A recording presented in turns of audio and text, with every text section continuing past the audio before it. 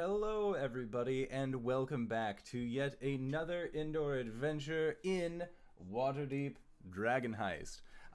So first order of business, as you can see, for all of you who are tuning in at twitch.tv/theinDoorAdventure 5:30 on Tuesdays, to see Waterdeep, you have probably noticed that our layout has been updated to show a smaller team, as Barry has decided to duck out from the game, which is totally understandable. He's going through a rough time, so we will be there for him as both supporters and friends, and we know that he's making the right choices. So we are going to be continuing for now just as a three-man team, the Phantom Four, still calling themselves as such because Wolf still resides in your house, but there are currently the three of you. So for you three players, would you like to introduce yourself so that way our audiocast listeners know who you are? Sure. Yes, RJ, you said a response, so damn it. That means I call upon you first. The powers of teaching. Pass. No. Hey, everybody. I'm RJ here on the show, and I'm playing Hubris, the Tiefling Warlock. Hi, everyone. I'm LB, and I play Ghost, the Shifter Cleric Blood Hunter. And of course, I'm Greybeard, and I play KRONK GOREBLAST, Goliath Gladiator. Yes. I am very excited for all of these wonderful characters to return to Waterdeep. And also, just as a general aside, hey, man, did you know there is actually some sweet merch to be had? As you can see with the dragons were the friends we made along the way. By helping buy shirts, that also helps me be able to do some sweet camera transitions. So remember, you can go to streamlabs.com/indooradventure or the indoor adventure /hashtag/merch, or you can click on the link in the description of this video. So that way you can save yourself from having to remember such an incredibly tedious to write in URL. I won't blame you.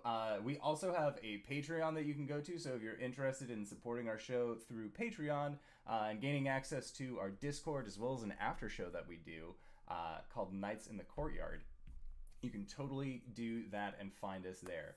Otherwise, that is it for my little spiel, so we are going to do our best to go back to the show, as it were. So, anyways, let us go back to the streets of Waterdeep. I have so much fun with multiple cameras, and all of that is thanks in part to contributions from viewers and listeners like you, so thank you. Like in porn. God damn it, no! No! Perfect. All right, so let us go into our recap of what happened last time.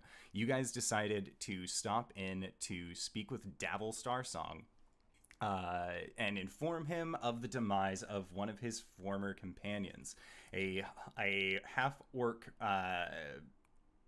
fighter. You weren't really sure actually what his deal was, known as Ziraj the Hunter, a fellow Doom Raider who had been the handler of both Hubris and Ghost. And after rescuing Ziraj's body off of the streets, you brought it back to your house and are now making sure to gentle repose it along with your other fallen comrade, Wolf.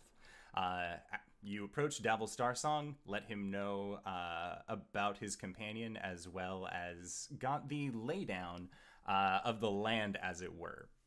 As you found out that the Zentarum are currently split into two rival factions, both calling themselves the Zentarum. It is very confusing, to say the least, but needless to say, they still required the anonymity. Is that how you say that? To be anonymous? Anonymity. Anonymity. That one. Today we all learned.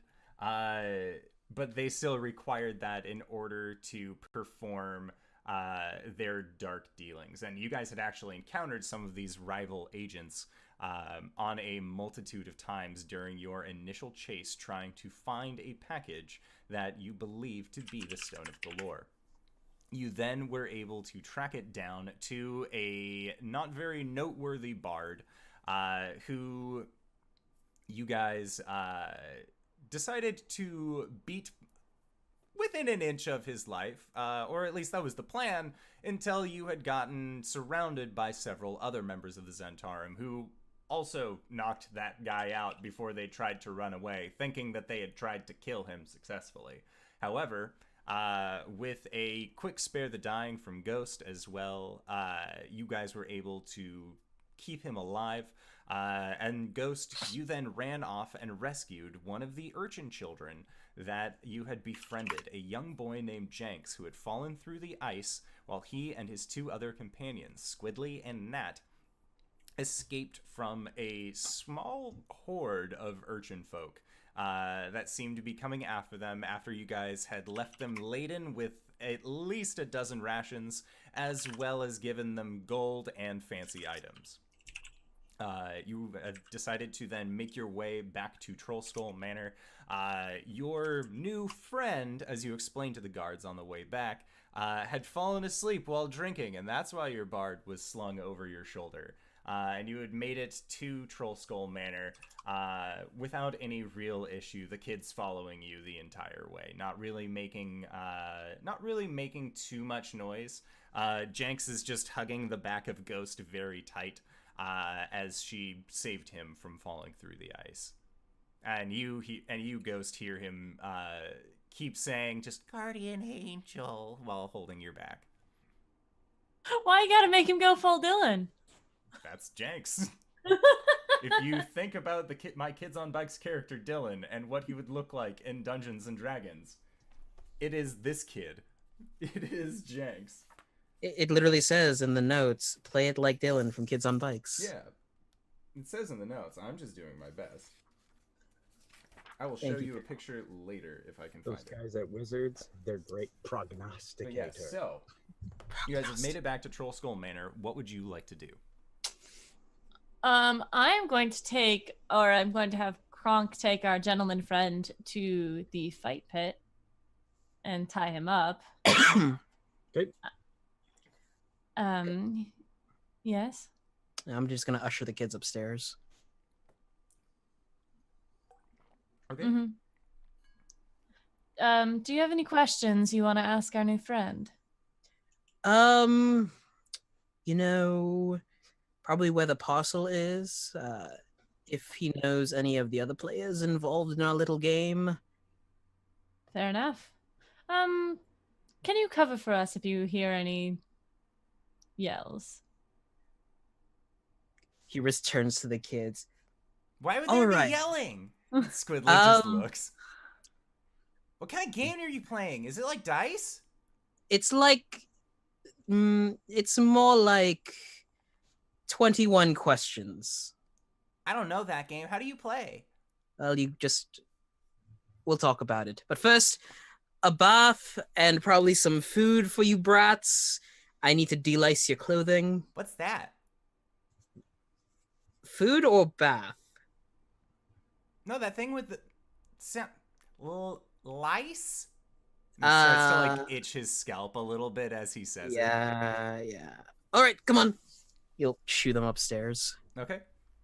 And then KRONK looks over at Ghost and is like, "And if we get lucky, he'll be stupid, and then we get to play Knucklebone."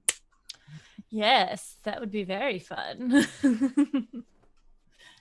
We'll take him down to the basement. Okay. All right. Tie him up in some way. So I got a length of boat chain, and I just pull a ring apart, put his wrist in, and push the ring back together, and pull a ring apart, put his wrist in, and push the ring back together. So it's literally these inch thick rolls on his arms. As they're doing this, the juxtaposition of Hubris putting on a record on a phonograph to block out whatever's happening. The phonograph is actually Victor with his hand, His mouth opens open. up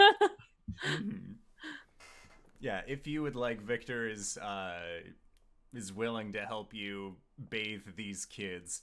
Squidly and Jenks are both just completely astounded by Victor. This robot man seems to have just taken them completely by storm. And Nat is actually standing behind you and just looking at it, and she seems to be very pensive about the existence of this robot man in your house. Yeah, we have all kinds here. Just gonna ruffle her hair. All right, bath time. Okay. So yeah, then Victor with his arms kind of holding out while Jenks is like latched onto his side, and Squidly's like trying to scrabble up his back, is just strutting over towards you to help you get these kids into the bath. And it is around this time, Ghost and KRONK, that you guys have been able to wake up this bardic individual. I'm assuming that it is either going to be through like a backhand slap or a cold bucket of water to the face. How do you wake up this individual? Ghost is gonna sit on his lap and gently stroke his hair. All right. Well, let's see how his perception check goes. So he definitely takes notice of this pressure, and at first you see that there is like a little bit of a smile on his face, and he starts making just like, this is pretty nut. Hey, wait, no. And he like tries to move his arms, and they're just caught in this boat chain. What? You don't look like city guard. Hi. I am much more fun than city guards. Oh, don't you just look the part? Now, can I kindly ask, why you chased me into my home? Out of my home? You are also Zents.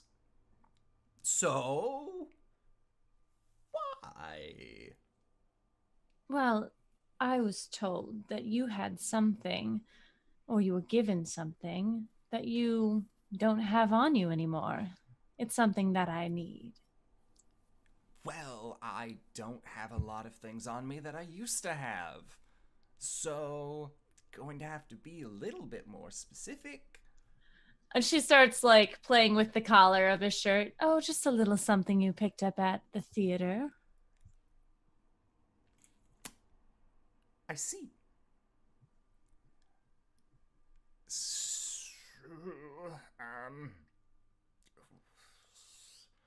Okay, first off, who do you report to? Well, I guess since my handler is now dead, myself. Since I am now one of the higher ranking members. And God. Oh, yes. KRONK giggles to himself. Of course. And she like puts her hand on her chest. Blue eye. Yeah. Well, I gave it away. That's not the answer we would need to hear. You see, I'm the fun one. And though I like to have fun in my own way, he's the impatient one. Mm-hmm. I understand that, Imp. You are very large. Mm-hmm. You are very big. All right, so, yeah, I don't have it anymore. I gave it away. I gave it to a moth. She has it. Who? Whatever her name is, a moth. A moth. She's been going to the theater with me for a while. And, when you find something that you really like and you want to entrust it to somebody that you really like, then you just make sure it's not in your hands while you're out doing things. Speaking of hands, and he just kind of like shakes the metal rings around his wrists. Is there any way I can convince you, maybe let me go? Oh, of course. Or am I just going to die down here? Why would I kill you? Look, we're both in the Zentarum. We know how most Zentarum operatives operate. That's why you would kill me.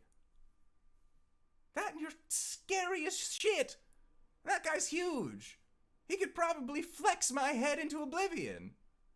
Wouldn't even have to like do anything. I'd just have to like be forced to look at it. I'd die. Well, you do know how to flatter. It's part of being a bard. No, if you answer all of our questions, I'm sure that we could find some arrangement. Okay. Yeah, that sounds good to me. Oh, you mean I'm not gonna get to play this little piggy? Oh, I wish you wouldn't. Oh, well, we'll see how he cooperates, KRONK. All right. So, this Amoth, what does she look like? Was she the one who was sitting next to you? You know, Or was she the cab driver? now that I think, no. Gods no, not the cab driver. Commonwealth. Yuck. Yuck. No. No. A moth. She. Yes. Wait. Hold up. And he kind of like motions for his hands. You say the one I was sitting next to at the theater? You were the one who yelled out the line. I do know how to make a scene. You do? I'll give you that. It was really well timed. But yes, it was her. I will say it. I will just come out and say it. Yes, it was. I'm gonna insight check him. Okay. I think KRONK should do the same if I'm to be brash. How about I assist? Okay. Well, that's a 23. Okay. But since he's a bard, I will. Yeah. No need. You rolled very poorly. So yeah, you are getting the sense like you've done this to many people many a time, and this guy just seems like he just had a very weak will to go with the people he thought would protect him, left him to die, and then he got picked up by the other people he thought were going to kill him. So at this point, his options are pretty slim, so he just seems to be free-flowing with information. Well, tell me, where can we find this Amoth? Well, probably at her tower that is located, well, to be frank, it is located in the castle ward, I do believe. And KRONK picks up a walnut, which is teeny between his hands, and he's kind of like puts it way out where this guy can see it, and then he grabs a handful of them and throws them in his mouth and just crunches them whole like walnuts. Oh my god. It's all that fiber. And then he just mashes this one like, you know, like a grape. Mm-hmm. Castle ward. Castle ward. That is where she lives. If you have any place to write down, I could give you directions. I've dropped her off there a few times. And what is she like? She's very pretty. She's also pretty ruthless. She's a priestess.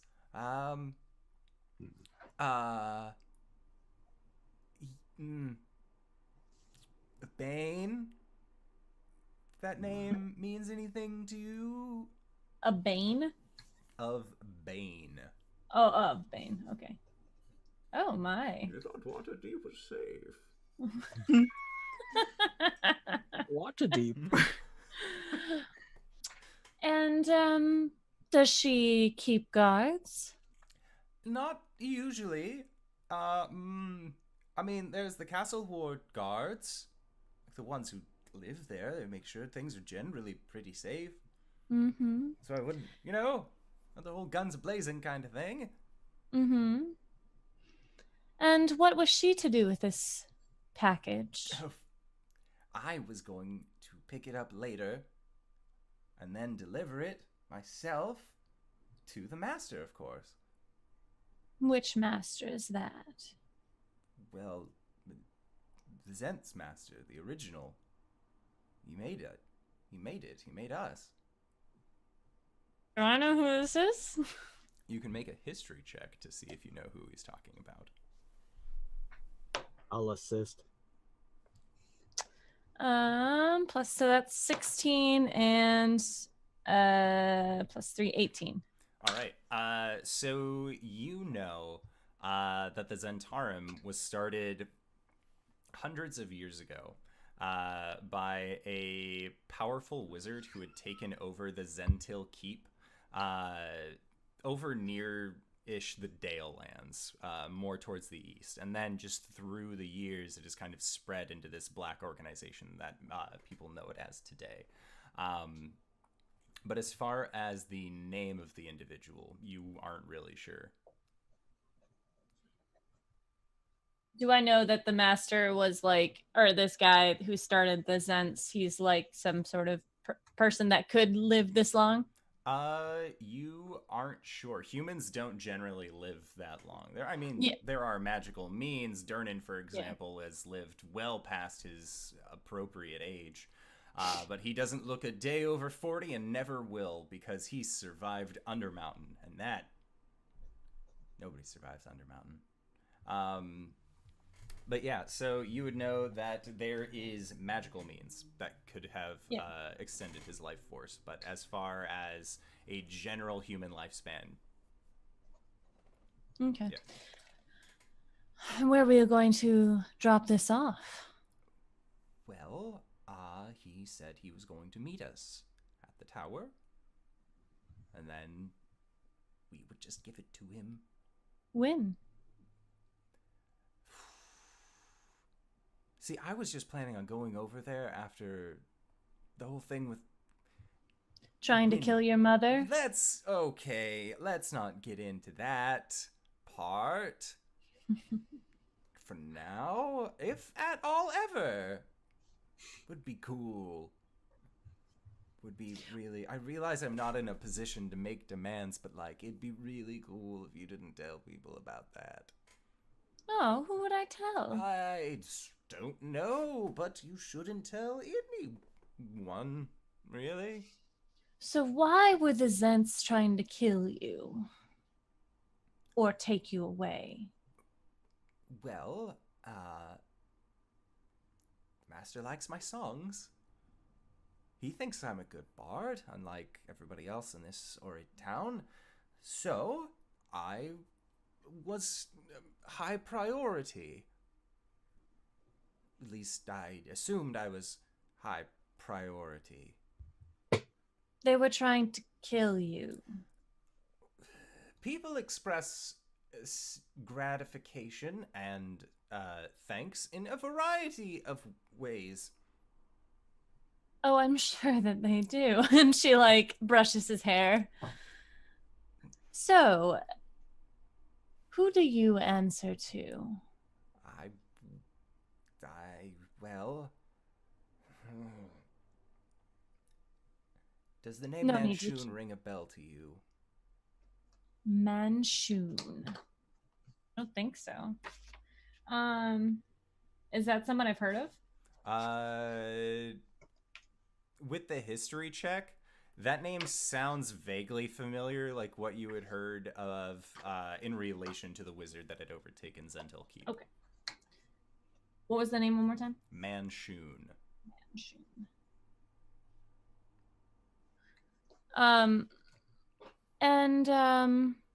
What relation do you have with Hrabaz?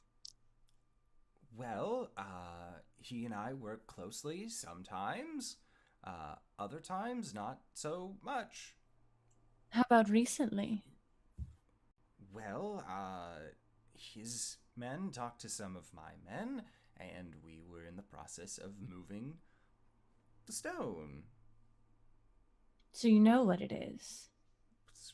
Well, we all know what it is. Whether or not. And the whole time, KRONK's like, Is that a meat hook? All right, Roadhog. and like, Yeah, no. He is properly terrified of KRONK. Okay. Just so we're clear. So, who else knows about the stone? Well, I'm assuming a muff. She would have it right now, if anyone. Mm-hmm. Manchun, you would know. And then apparently you seem to know an awful lot about this. It's true. So 5, if you include me, because I'm still alive. I'm Do you important, I'm valuable. Oh, yes, you're very important. What do you know about the Growlhounds? Well, they're rich. Kind of mean. They're dicks. I've seen them buy up people's homes just so that way they can't build taller and they can keep their perfect view of Mount Waterdeep. Right. Anything else? I've heard that they mess around with devils. Devil. Oh, yes. If you ever find yourself in their house, they have a lovely painting on the wall that you should look at. I don't ever want to go near their house. In fact, after all of this is done, I'm pretty sure I'm just going to pack my bags and move to Luskin. Mm-hmm. It seems like it would be a better place than here. Indeed. He Lift, like darling. Rattles the metal again. You call for lift? Mm-hmm. Okay. Yeah, after about a minute or so, just yay! Like the children's birthday sound. Yeah. Will you let Hubris know that when bath time is done, he should pop down for a visit? And you hear the sound of like an authoritative boot stomp, and then you feel his presence leave.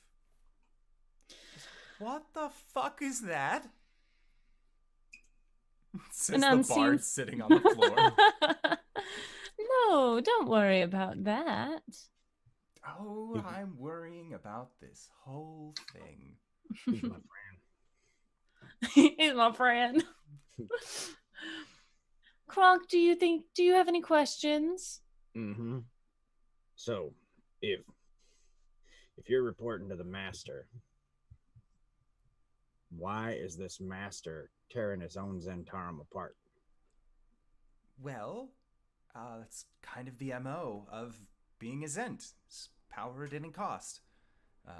Even if it means getting rid of some of those who believe that the Zents should be more of a democratic kind of thing, which is weird, because that's not how it works at all. And then what my master wants, which is to be our leader. To take that power, take it for his own. But he founded the Zents. Did he not already have power? He did. It's a pretty big place. Sword Coast, Faerun, The Zents are all over the place. So why divide these guys in Waterdeep? I wish I could tell you. Me too. What do you know about the carnival? The floating car. Why? Well, I'm just It curious. is And a she's boat! It is a like, set of 3 boats that people do weird organized tricks on. There are a lot of dudes that are on Oh. there. I went expecting to see some high-flying acrobatrices, and instead I get met with men. It was a right disappointment. It was otherwise a really good time. Is that really what you want to be asking? you seem distressed, love. I'm trapped in a dungeon, and you're laughing. But that's fun. It can be. Under normal circumstances, mayhaps, madam. Mayhaps. However, and he rattles his arms again, I don't seem to be really enjoying myself. I've done my thing. You know, I've said my piece. So like, jangle, jangle, jangle. Yeah. So as we're waiting for Hubris to come down, she's just gonna ask him like random questions, like, "What rank are you?" and "What how long have you been with the Zents?" and then eventually she, "Well, so why did you end up trying to kill your own mother?" All right. So while you are doing all of these questions, Hubris, as you are drying Squidly's hair, as you are much more skilled in the art of like being able to brush around horns, and he's just kind of like fighting you off the entire time. He's just like, "No, I want told Lady, you. I want Lady Fire to touch my head, not you. This is weird." And like he's just I fighting told you back. to get behind your horns. And Jenks and Nat are already like swaddled up and dry, and it looks like Victor has done a very good job of actually making sure that the kids are taken care of. And that is when you get and you also see as well, like once Nat is dried off, she looks at Victor and gives him the symbol for thank you. And he looks at it and then kind of tilts his head, and then Jenks lets him know that means thank you. And Victor just looks down at Nat and makes the motion back to her. Bless. And that is when you hear like an authoritative stomp, as well as what sounds like Ghost yelling for Hubris. Hubris! Angry. Okay. Yeah. Huh. That was fast. And he's like unbuttoning his no, he's folding down his sleeves and buttoning them back up. All right. When that happens, Squidly just, can Lady Fire turn invisible? No, that would be our ghost, Liff. You have a ghost? We have 2 actually. And Jenks and Squidly just, wow. Yeah, you could And Nat Liff? just like eyes wide, mouth agape. Liff, these children will be staying here until further notice. Squidly, Nat, and Jenks, and he points to each one in turn. So give them all hospitality you would me and the rest. You hear the sound of a child's birthday party. Just, yay! No cake after midnight. Oh. And the kids are like, what? They have cake. And they just both like get really excited about the fact that you have even hinted that there are cakes to be found. All of you get dressed. Victor, can you bring them down in 15 minutes? Victor just nods. Cool. And he'll start walking downstairs. And so you begin to walk downstairs, and then Ghost, one of the questions that you asked was, why did he try to kill his mother? Mm-hmm. What? Sorry, was KRONK gonna say something? I have something on Hubris's entrance if it doesn't happen before. Okay. All right. So his response to you asking him about that is that he lets out a deep sigh, and says, "Well, she was the last connection that I had to my old life. And the way that it played out in the wedding was that when they killed the mother, they ended up getting all of the inheritance. So I figured, same kind of general thing. If I killed my mom, then I would be able to embrace the Zentarum as my new family. But your mother had no money. Yes, but imagine a bum mother who finds out that her son ends up becoming a high-ranking member of an organization that makes quality money. All of a sudden, Mom starts asking for more money. Are you going to give it to her? No, I wasn't certainly either. She just turns to KRONK, rolls her eyes. She's still sitting on his lap, and she's gotten comfortable to this point where she has her legs draped over his arms, and she's like massaging his hair with her hand in a very like nice, but I would probably cut you at any moment, so be careful way. Okay.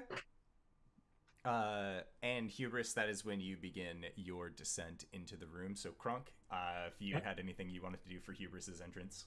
Yeah, so as Hubris is coming down the stairs, KRONK has both his ankles between his fingers, and he's tickling the guy's feet.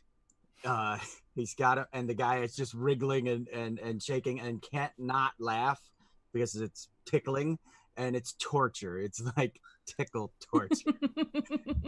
You know, as Ghost is on his lap, he's wiggling around, and she's like, you know, ha ha ha, and KRONK's like, yeah, I could pull your toes off one by one. I really could, but I'm tickle you first. Exactly. Hello, darling. Hello. He motions for Ghosts to come over. Make them stop tickling. I'll be right back. And she like pokes him on the nose. Gets up, walks over. Hubris kind of turns so his back and goes back or to the guy, and he whispers, "So, are you the fun one, the mean one, or the crazy one?"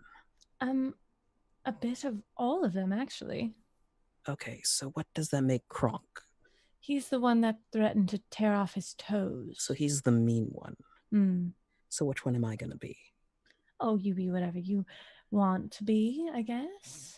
Why don't you be the straight shooter? Okay.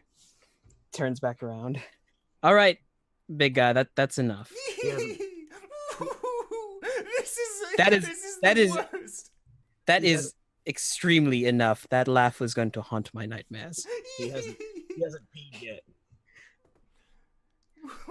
He hasn't peed yet, is what you said. Oh, KRONK, darling, later.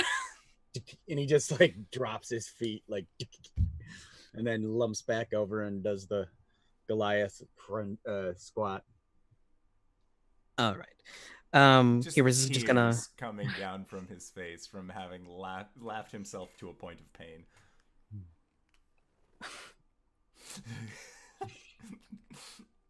Hubris is just gonna pull a stool over and sit down on it. So what is it now? Hi, friend. I said everything. Everything. Oh yes, he's been very helpful. Oh, okay. So what's there for me to ask? Oh, I was wondering if you had anything you wanted, pressing questions. Oh, I'm sure if he said he's told you everything. Everything. All right. So now you're gonna have to level with me. Done. Just promise me he won't tickle me again. Oh, we won't tickle you again. Only unless you ask. And Ghost is gonna stand behind him and run her hands down him. He just. Oh, you get used to it. On a scale of 1 to 10, 1 being least to 10 being the most, how useful can you be to us? I don't know how to gauge that number because I don't know what your end means are. End means get the stone. I have been a solid 9.5.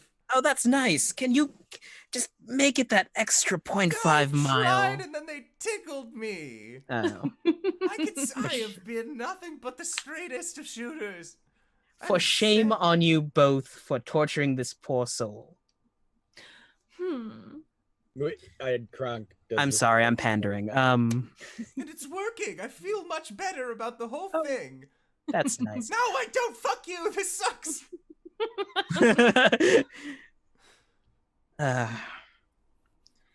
So, what's the situation, darling? Well, the stone is at the tower in the castle ward owned by a moth. Not a moth, a person named Moth. Okay.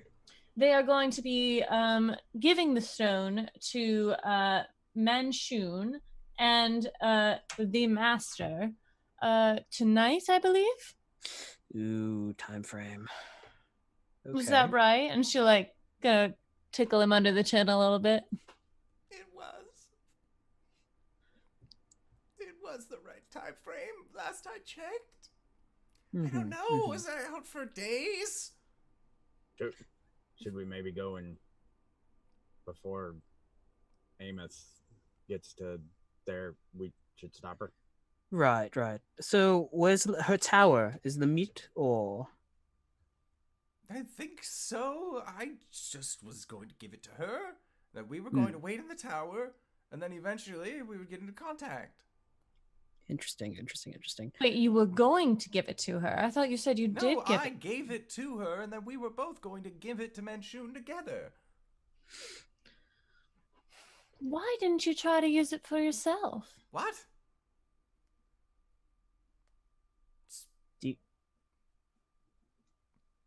What do you mean? I mean, you had the stone. Just there wasn't a whole lot of time. It was a very quick exchange. A lot going on, a lot of quick moving parts. You know, I figured once we got it to the end, everybody would just like kind of pass it around. That's not really how the Zents work, is it though? You take the power. No, because Manchun said that I was one of his favorites. And that if we got the stone, then I'd be able to use the stone when he was done with it. Okay, I want you to watch something very closely. And Ghost is gonna like come around to the front and like walk her fingers up his chest and then like look him in the eyes. You're one of my favorites. That's very nice. Wait, no, hey, hold up. That's not the same how that works.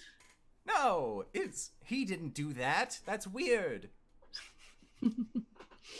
I'm sure he didn't. People are gross, and he's kind of like putting his legs together, trying to like turn them off to the side. If we are on a strict time frame, we probably should get to Manchun's tower soon. It's a shame what we're gonna have to do to you. No, hey, wait, hold up. Hold up. I mean, right now, you've kind of reached a 1 on your usefulness. No, I said a solid 9.5. I know, We but it's a degrading factor. What? Why is it a degrading scale? Well, for one, we could probably get the stone no problem, unless you can, provide a service and bring it up to, say, like a 7.5. What would make it a 7.5? Do I get to try to fit him in this box? Oh, I not really me. wish you wouldn't. No. Get the smaller box. That'd be much more of a puzzle. I am not a puzzle. I am a people. Thank you very much. And I would like to leave. And he just starts like rattling the bars again. Here's the skinny of it. You help us get the stone. We don't kill you. We help you disappear. I've already given you all the information that I have on the stone. So. Oh no. You help us, as in you're coming in with us to get the stone. The fuck I am. Well, This 0. one. I like this one. That one's nice. I think I can do it. Let that grind up his skull a bit. I'm not going in there. I'm not doing it. No I can way. take you there, and then I am gone. That's How do we fair. know you won't turn on us? Because again, remember that thing that I said not to tell anybody about? There are 3 people in this room who saw it. So, we're good. It's the middle. It is the middle run. I think that for you, it would be wise to get out of town because we tried to kill you, and we'd be more than happy to. And she looks over at KRONK, who is still picking out boxes. And the others were also trying to kill you, which I think means that you've used your usefulness for them as well. So, hi-ho the Dario, it's off to Luskin we go. Yes, but unfortunately, I won't be able to let you go tonight. Can't chance you ruining our plans. Oh, see, that's not really fair. I don't think, I could take you to her place. But you told me you could write directions. Yes, but now I don't want to if I have the option of leaving. He already did have the directions. You wrote them down earlier. He wrote them down earlier, or he said he could? No, he told you and you wrote them down earlier. The castle ward? Yeah, I'm pretty sure we already got the directions to her house. Because he said he could write them down, and then one of us said, no, you can't, because he was chained up. Oh. Maybe I'm wrong. Maybe I made that leap in my head. Okay, so, all right, well, he does have a bargaining chip then. So I take you there, then I leave. Seem good? But if you leave, then we can't have fun later. I don't want to have this kind of fun later.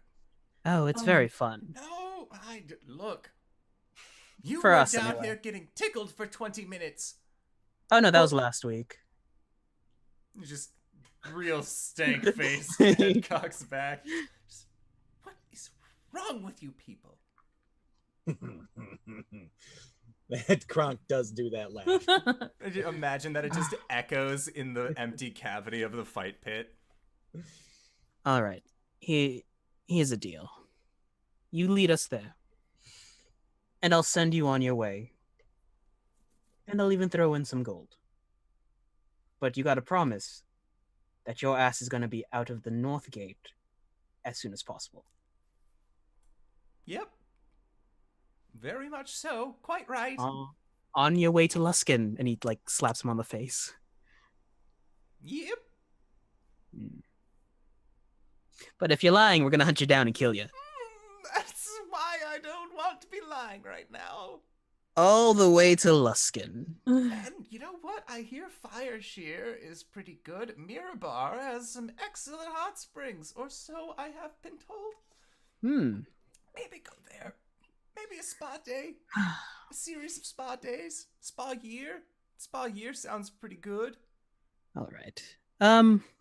But first I'm famished and kind of tired and I need a short rest. So dinner? I would love some. You just get me out of these. I lean into his ear and whisper, I insist. Oh. No, I don't. You know what? I'm not really that hungry anymore. It's fine. Big guy. Bring me down. What? What's the deal? Oh, I thought we were gonna unhook him and have dinner upstairs, or you want to keep him here?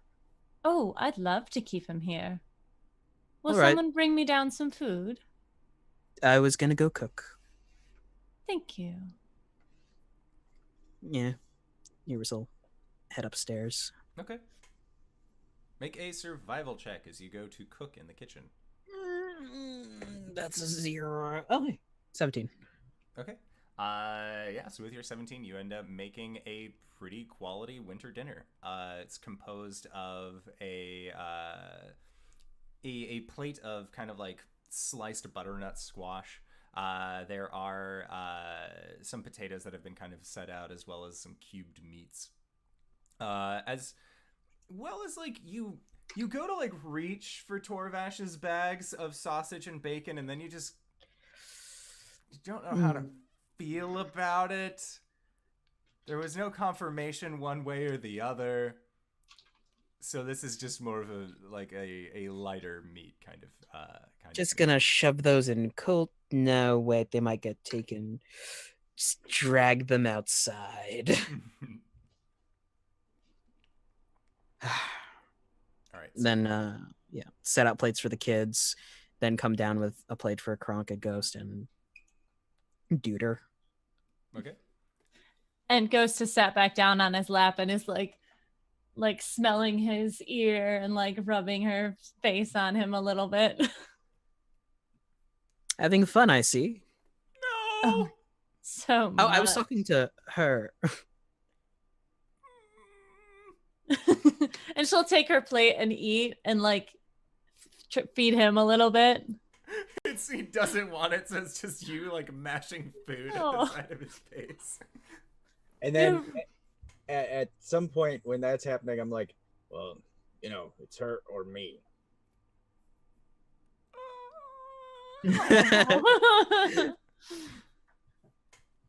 All right, so Hubris, you are you brought down plates for them in the fight pit, and then you are having a family dinner with your new adopted children upstairs.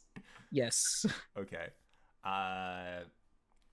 Yeah, so when you do, Victor ends up just kind of staying upstairs and taking care of the bath and everything like that, just making sure it's all cleaned. And then were you having it for them down in the bar area, or were you bringing it up upstairs to them? Now I'll bring it upstairs to them tonight. Okay. So they have just kind of been running around after the baths while Victor had finished cleaning up. And as you get in, Squidly actually points to... before they do that, I do the roulette wheel and change myself into Ghost. Okay. And then I'll walk up with the plates of food. Okay. And when you do, Squidly comes up to you and just, "Hi, Fire Lady! What's down there?" And he points to the hall that currently just has a bunch of shit piled up high in front of the doors. When he turns back around, it's Hubris again. What? Whoa. What's beyond there? How did you do that? I want to do that. It's magic. Can I look like Jenks? If you practice hard enough. But storage closet, we kind of were renovating. I don't know what that means. Okay. We were moving shit around. Am I not supposed to swear around you? What? What? It's okay. People usually swear at me anyways. Oh. Sorry. Squidly, what did you want to say? Is it all right if we stay here for the night? It's really warm. And that food looks really good. I thought, did you not hear me in the bath? You guys were staying here indefinitely, right? What? And he just like gives you this really wide look. And you see like Jenks like kind of like stops Nat as well from them running around, and then they just all three like look at you. Just we can stay? Yeah, that's what staying indefinitely means. Jenks, did you know what that is? That's what indefinitely means? And Jenks just says, "I thought it was some kind of fish." You son of a bitch. Thank you, Sam Sykes, for the wonderful lines. But they and then they look at Nat, and you see them sign something to her really quick, and then she just gets really excited and signs back. And then all of them actually come up and just give you hugs around the legs. Okay, this food's getting cold. That's okay. Most of the food we've eaten is cold. Oh, that hurts a little bit inside. Eat. And all of them just kind of sit down and they begin eating with you. And then eventually you see Victor come back in, and he looks at you and grabs a piece of paper, and then writes on it, "Where will they stay?" I will talk with the lady of the house about that. we'll decide it in a bit. Victor, we're going to be leaving in a few minutes. Could you just make sure you put the kids to bed when we decide where they're going to be? And just keep an eye on them. He says, just, okay. Liv, you too. No cake after midnight. Oh. All right. I don't know. What sleeping arrangements? How do you got separate room, same room? When I was a kid, it was always the same room before. Oh. And Nat just looks and just shakes her head in agreement. Just never had a room. Okay, we'll figure something out. Well, the adults are gonna be leaving for a few hours, but we'll be back in the morning. Okay. Yeah. Mr. Hubris? Just Hubris. Mr. Hubris was my father. I'd be okay with it if you were my dad. And then he just continues to eat at his food. You see, Hubris just like recoil in his seat. Oh. Squidly was like, I'd be okay if you were my dad.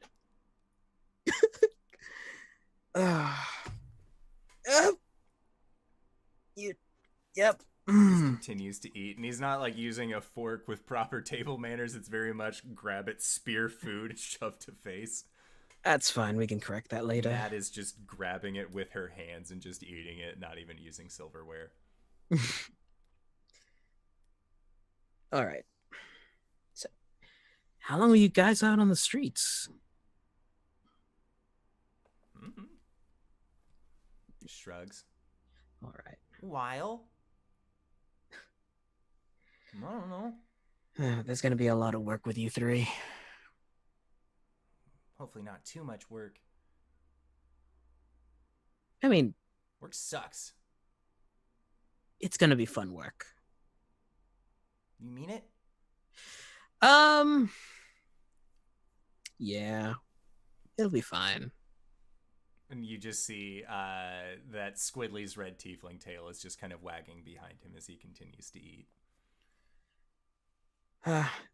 Liv, when Ghost and KRONK are ready, can you please tell them I'm upstairs and am ready to go at any time? And you just hear a affirmative double stomp. Oh, and creep out the dude that's with them. That'd be fun. And you hear a ghoulish I love Liv. And so, yeah, then the two of you who are down in the basement, as you are, you've finished up your food and finished feeding your prisoner food. The lights that are in your room begin to just kind of flicker, almost like they're being affected by some unknown breeze. And then you see that the flames kind of change into this vibrant green flame. As you hear what just sounds like wind picking up around you. Just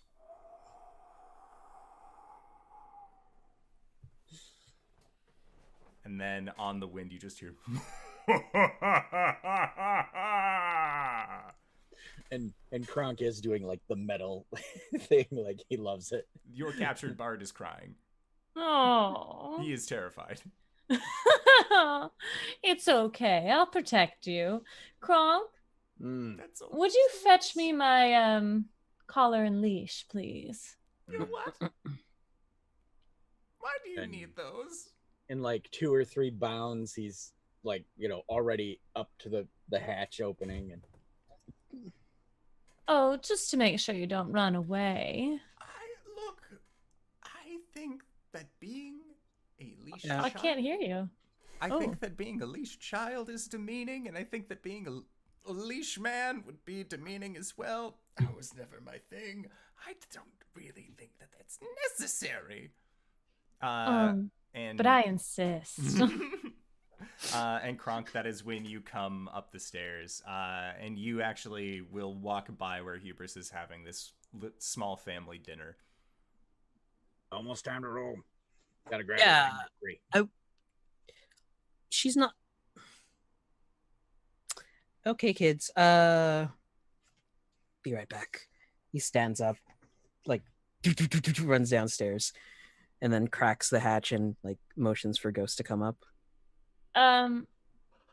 What? I'm having fun. I know, but the kids need to go to bed, and I don't know where to put them down. Oh. What? Shh. And she just puts her hand on his mouth and like runs her finger down a little bit. I'll be right back. She gets up and walks over. What? No, that's about it, actually. We should probably talk about sleeping arrangements. Where are they gonna sleep? Our bed's big enough if they all want to sleep together. That's gonna get really cramped with both you and KRONK on there. You know that, right? We have plenty of bedrooms. I can find another place to sleep. I'm sure KRONK would be... They probably need someone quite warm. And they'd feel safe with him. Are you gonna be okay not sleeping with KRONK? I think he'd be more okay not sleeping with me. Or he'd be less okay not sleeping with me. Doesn't he kick you in your sleep? Yes, he does. Yeah. Okay. Carry on. Do you need anything? Whip? Ooh, we don't have time. Not even just one? And she just puts her hand on the whip and lowers it. Later, Hubris. Later. Then Hubris just goes back upstairs. KRONK grumps through past the kids, and he's like, "No fighting till the morning. Then we'll learn to fight." And then he lumps past and heads downstairs with leash and collar in one paw. Probably can't even tell what it is. It's probably just all... Just like, a massive leather strap. Yeah, maybe some leather straps sticking From, out. from like the hallway, you just hear Hubris go, "Is it Tuesday already?"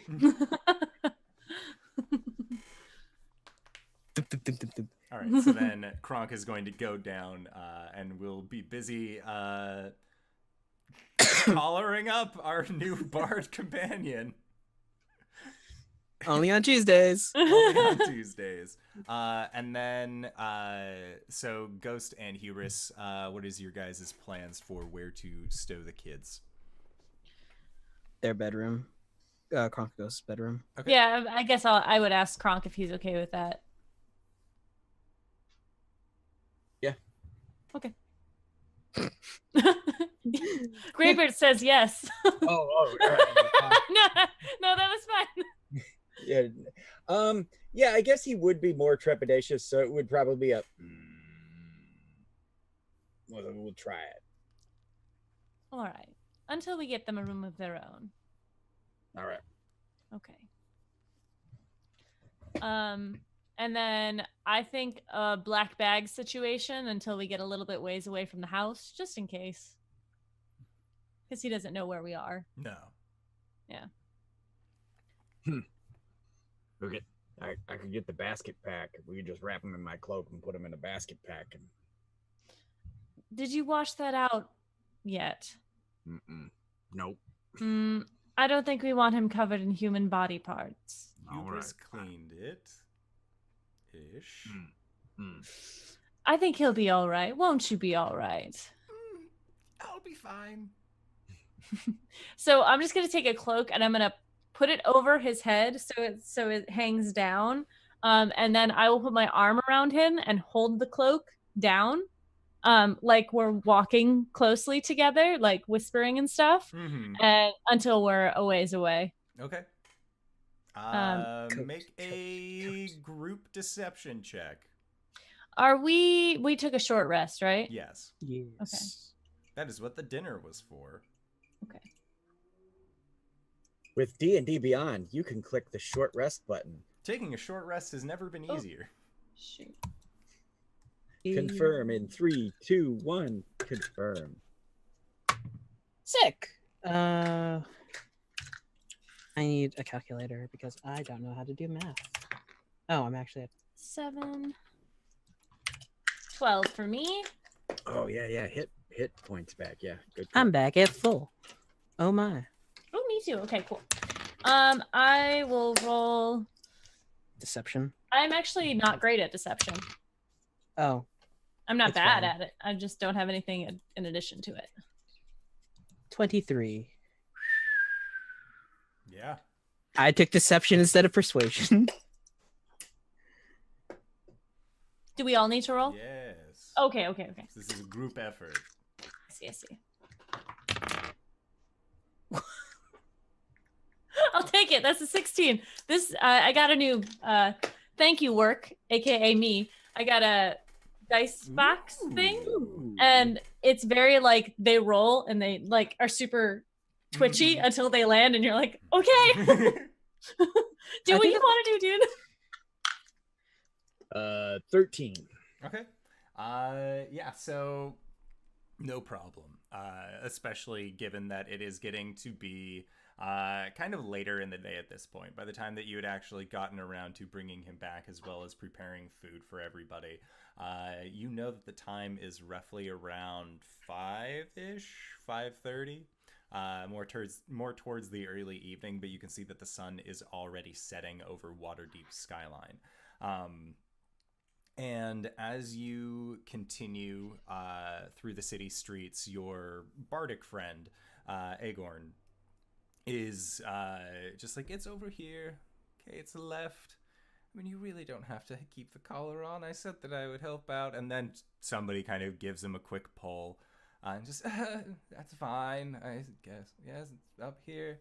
Until you guys are at what looks to be a length of road that you would know, Ghost, is actually about a block away from another residential area that you had been to in this ward previously. November's is down that way. Are we almost to the place? Yeah, and he kind of just motions with his head. Just, it's that one down the way. It's the only tower in the lane. All right, I think you've humiliated him long enough. I would think so too. Oh, I'm so very sorry. And she like not. she backs him up so he's like up against a wall, and she'll go in and like start to take off the collar, and once she gets it off, she'll lean him and kiss him. Okay. As an apology. And then like lean back with her hand on the wall. You're free now.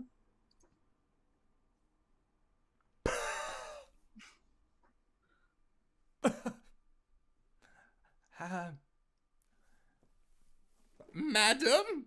And then he will like give you a curt bow and then just briskly begin walking the other direction. But. What? I'm telling him to come here. He just kind of like stops a little bit away from you and turns. It's okay. I start to reach for a javelin. No. Hubris walks over. You hear a slight jingling. There's a pouch of gold in his hand. Now, don't say we never did anything for you. Hey, hold on. Wait a minute. This guy's a spell guy, right? Mm-hmm. Mm-hmm.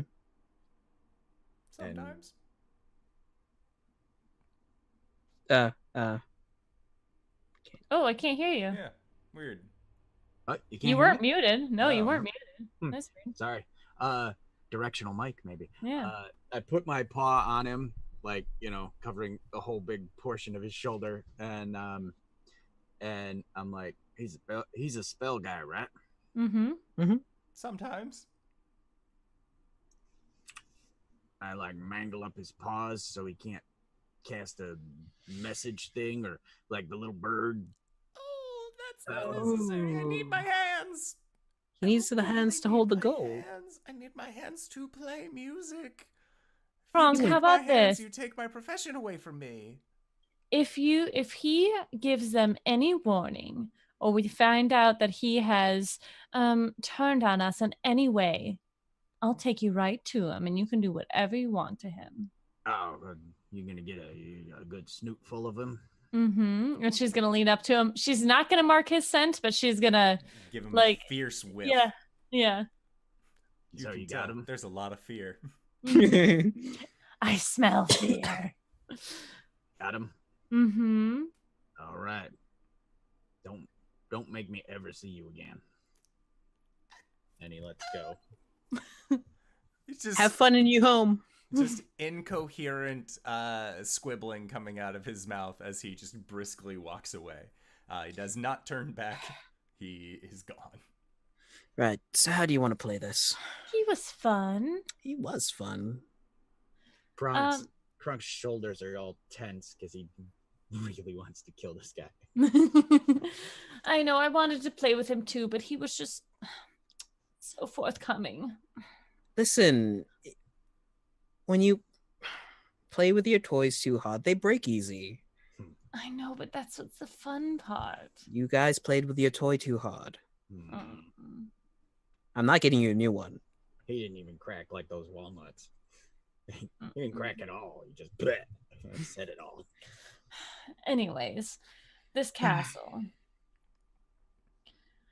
It is a straight up tower. Yeah, it is a tower. And the tower you see ahead of you is roughly about 35, 40 feet up off the ground. And there is a solitary entrance leading into this building. And you can see that there are what look to be some lights on the second story entrance, but there doesn't look like there's any light signifying anybody being inside of the bottom floor at all. Do we have the blizzard covering us at all? You do at this point. Okay. I could, if I really wanted to. Yeah. Hubris is gonna duck into an alley real quick, spin the roulette wheel to a plain-looking mask with floppy brown hair, and then turn into the bard. I like it. Well, I kind of like it too. I get to be whiny for once. Unlike Monday nights. Oh. Hey. And so you're going to go up to the door and what? Probably ask if she has a stone and take it and run as fast as I can. Oh, darling, I don't like that. It'll be fine. What's the worst that could happen? She could kill you. She could try. So we have what we know is he handed the stone to her so that they could both give it to the master. Now, someone was sent to kill him. Am I right? Or were they just sent to procure him? I wonder who sent them. Because if it was her and he shows up at her house. Yeah, that'd be weird. Yeah, but at the same time, then. Well, but then wouldn't they have reported that he was captured by a tiefling, a shifter, and a Goliath? So we could just say that I escaped from their clutches, barely within an inch of my life. Do we know what kind of bard he was? Singy bard, right? Said music hands. That's what Squidward said. Mm-hmm. He reached for something when we were fighting, right? He played an instrument. Was it no? He didn't have time. Oh. Anyways. He did not come prepared to sing songs. He came prepared to commit some matricide, and then that didn't work out at all. Matricide on a mattress. Mm-hmm. Are there any windows on the first floor? You said there were. On the first floor, there are no windows. The only windows that exist look like they are arrow slits that are about 35 feet up on this tower. Just open openings into the central chamber. But there are on the second story? Yes, but not on the first. Well, whatever decision, this only lasts for an hour, so... Right, so, KRONK, maybe we do a second story sneak-in. Well, Hubris has our friend in the first. All right. So, are there any windows around the backside?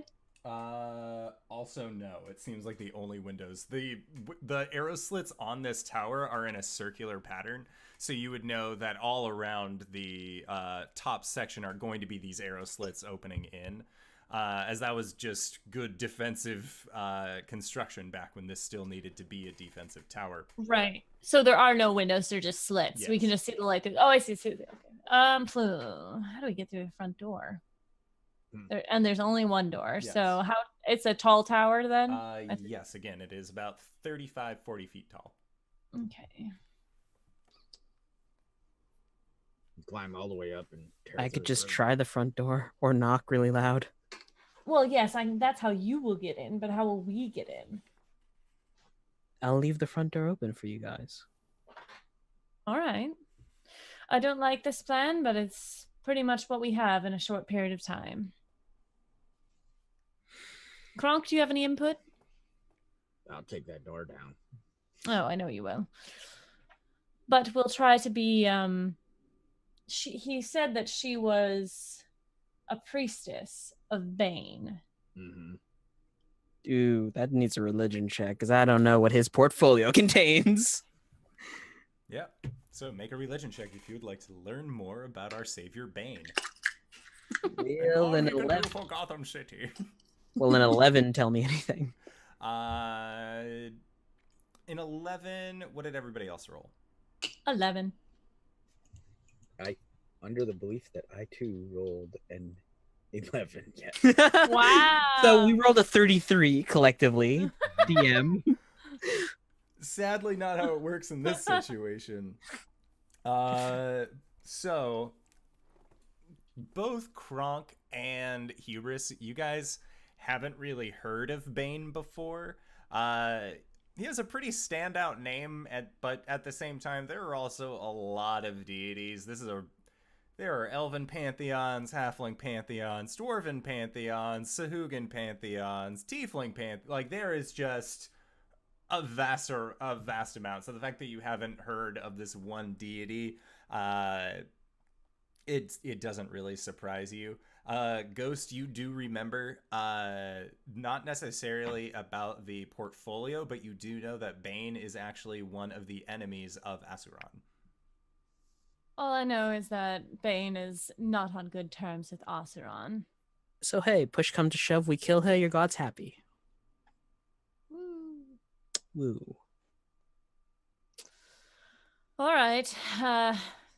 Wake up. And she's gonna touch her chest, knowing that her tattoo is probably still glowing anyways.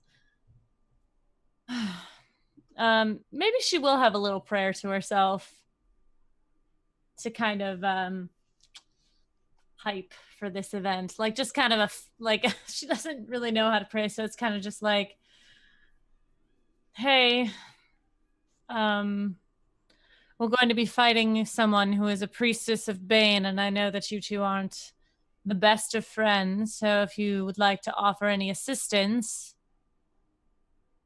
now would be the time. Make a D100 check. Okay. I hope I roll 69. It's the only way you're gonna pass. 12. You feel like your prayer goes out. All right, I did the thing. I don't know. This is true. This is one of your first times really actively praying. Mm-hmm. All right, so what is the MO? What is your mode of operations? Hubris is going to walk up to the door, and we are going to lag behind, keeping an eye out and in, and once he is in, we will go up to the door and attempt to sneak in. Okay. Question before I commit to this. Would it be very obvious if we were just trying to sneak into this house, or is there a gate around it, sort of thing? There is no gate surrounding it. It is just a door that opens up onto the city street. Cool. Okay. Gotta be snow. We have the snow too, Yeah. to cover us.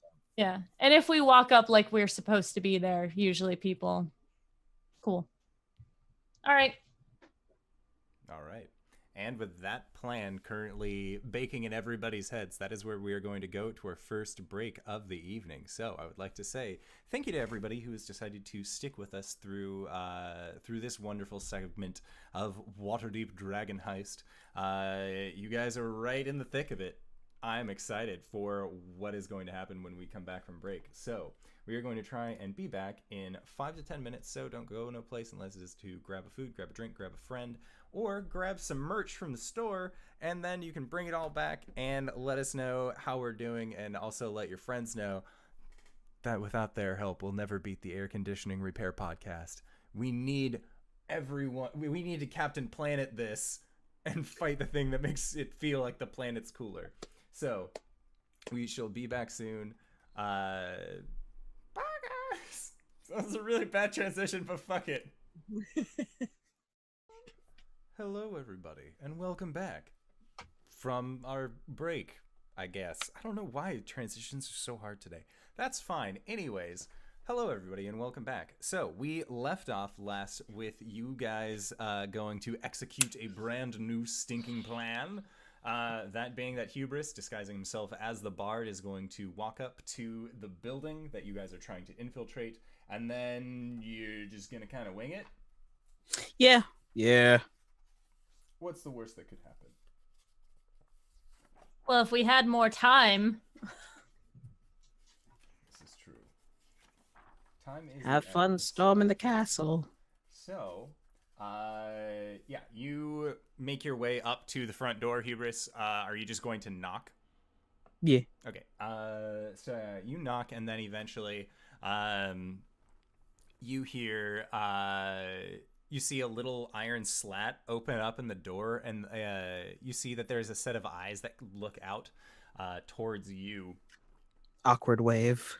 And then you see them kind of like eyebrows raise in surprise and joy, and just, well, I didn't think that you'd be here so soon. We've already started. And just the door opens up, and just, lover. And this woman just extends her hands out to you and grabs you by the face and brings you in for a smooch. Just goes with it. And you share an embrace for at least a little bit. It is definitely more than like a friendly hello. That is for sure. And then she eventually breaks contact with you, licks her lips, and says, like I've said, we've already started, but there's still time. What have I missed? Well, he says the other priests think that he's right on the verge of breaking. So come on, it's one of my favorite parts. I know you'll love it. And she just grabs your hand and begins taking you deeper into the tower. Internal Hubris has his cheeks puffed. Like, oh no, what have I got myself into?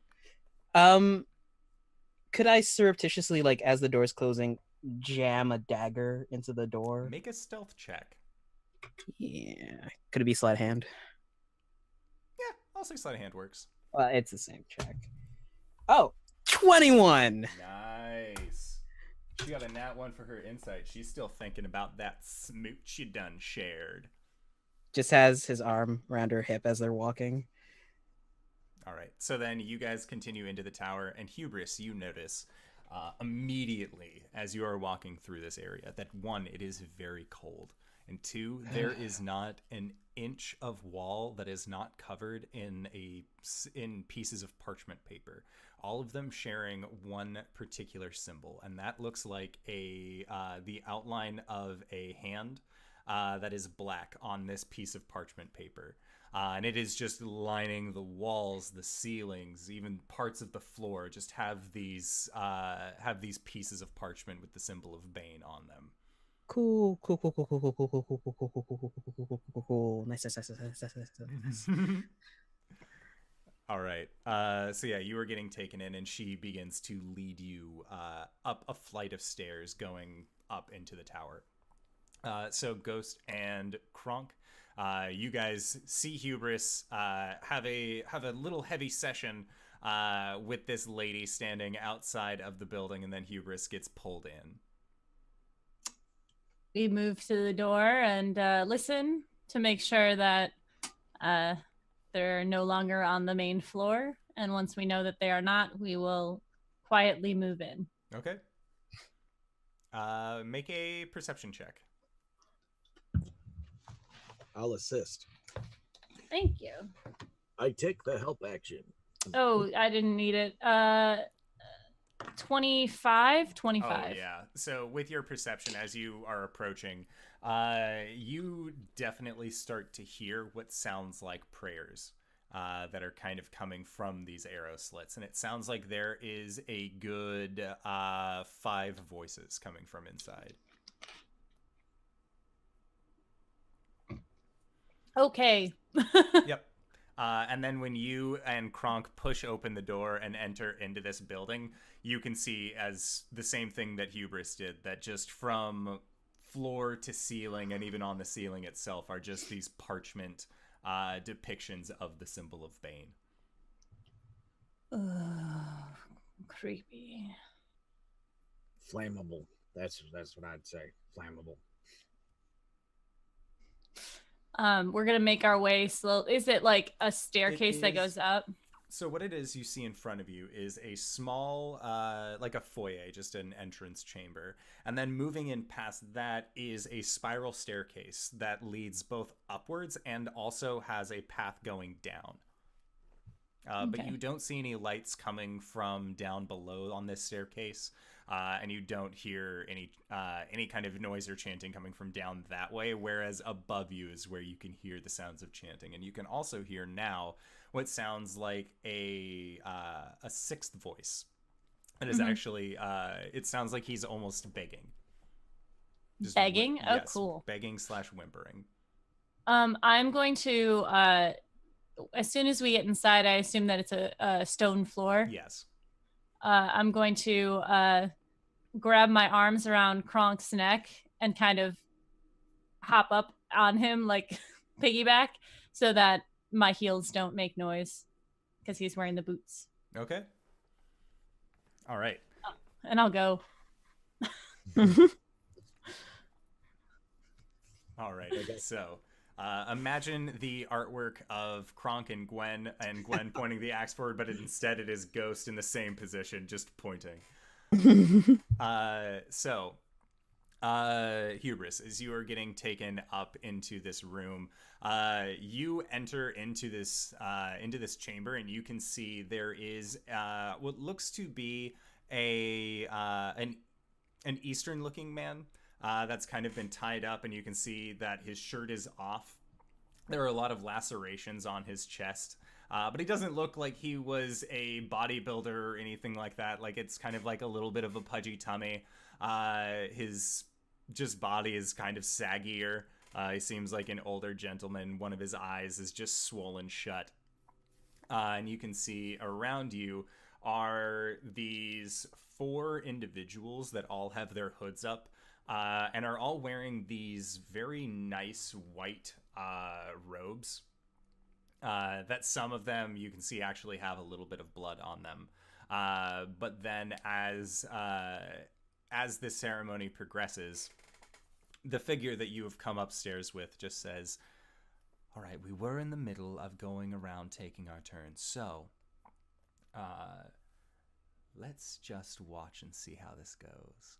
And as she says that, you can see that one of these priests comes up with what looks to be a sap, just kind of like a water skin that's been filled with sand almost, and just smacks it over the head of this individual and says, "You will write the word as it is spoken." And he just says, "I never," and then she smacks him again, and then goes to hand the weapon to another one of these priests, who then raises their hand, and you see them reach in to their side and pull out what looks to be a club that has a kind of hooked claw at the end. And you see them rear back and actually slam the claw end into the leg of this individual, who then cries out in pain. But it seems muffled in the snowstorm as this is going on. And eventually, this individual then comes to you. And again, after telling this individual that you will report the word as it is spoken, hands you, or goes to hand you an item, Hubris.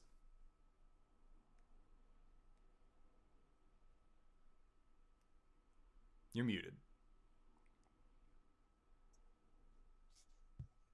Still muted. Weird. No, I'm fucking with Okay. you.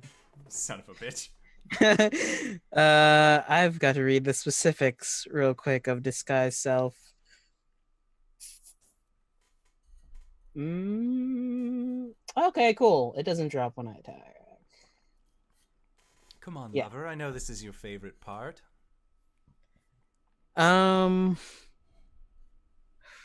He waves it away, bends down, and pulls a dagger from his boot.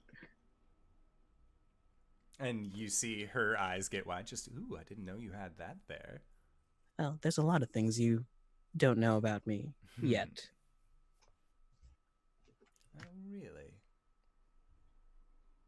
Actually, do I? I don't have any fire spells. Okay. Yeah. Okay, here we go. Just walks up to the guy, just saying sorry in his head. And he's gonna like drag the dagger across the dude's chest and repeat the same line they said. Okay. You will write the words as they are recorded, or you will record the words as they are spoken, or as they are given. Yeah. So you end up doing that, and then when you turn around and look at this other priestess, you see her pull out what looks to be a like a cat of nine tails style whip. And at the end of the whip are just these metallic balls that look like they have tiny spikes. Ooh, not so much ooh. And Ghost and KRONK, that is when you guys are coming up, as you see this figure kind of walking over with this cat of nine tails to an individual that's just tied up on the ground. Yeah, if we get in eyesight of, like, we won't get in eyesight of anyone. We'll just, like, be kind of listening and, like, kind of just on the edge. Like, don't want to risk getting seen too early. Okay. Around the room, if I'm looking, are there, like, windows, doors? There are no doors, and there are just the arrow slits outside. Okay. The stairs end at the level that Hubris is currently on. Okay. All right.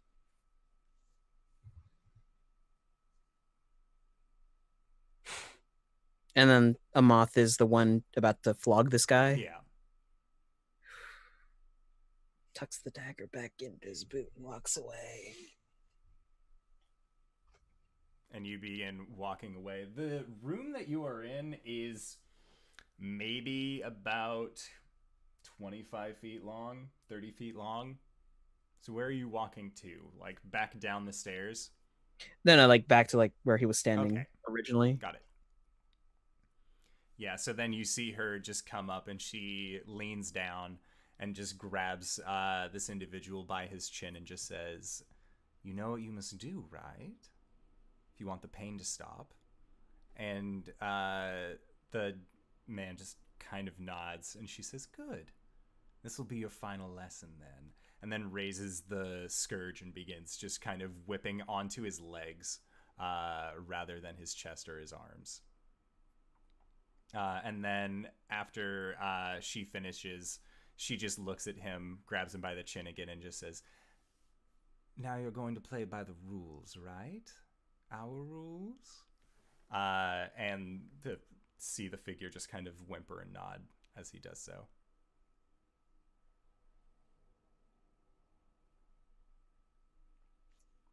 And then she just stands up, sets her scourge back into her belt where she had it placed, and then comes over to you, Hubris, and says, "Well, that was fun." Oh, yeah, that was something else. Something on your mind? No, we have that thing later on. I was just hoping if I could see the stone before we proceed. Oh, I see. It's about that again, is it? Never want to Once come and it's- visit me, always just want to come and see my things.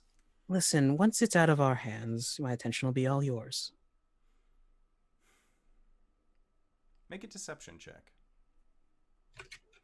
Ah. 17? She got an 18. Fuck. So I think I better hold on to it. We both agreed that earlier, right? Well, I just want to see it. I never said I wanted to. You know. When we were at the theater Right. earlier today. Right. And she grabs you by the face and pulls you in for a kiss. And she just begins heavily making out with you at this point. Okay. And then you feel your head getting pulled back as she grabs onto one of your currently invisible horns that are not being changed, and just pulls your head back and says, "All right. Now, there are one or two ways that your illusion is going to break, one of which is going to be more fun for me, and the other is going to make you, well, a little bit more of a sorry sort. So let's say we just skip the bullshit." Oh, okay. And she pulls out her scourge. All right. Hold on. Wait. Snap. And you just revert back to being Hubris. Yeah. And she looks at you and just says, "The snow should hide your body well." And then she raises her scourge and she is going to try and strike against you. I would like for everybody to roll initiative. Sure. God, you idiot! That wasn't today. You idiot! 17.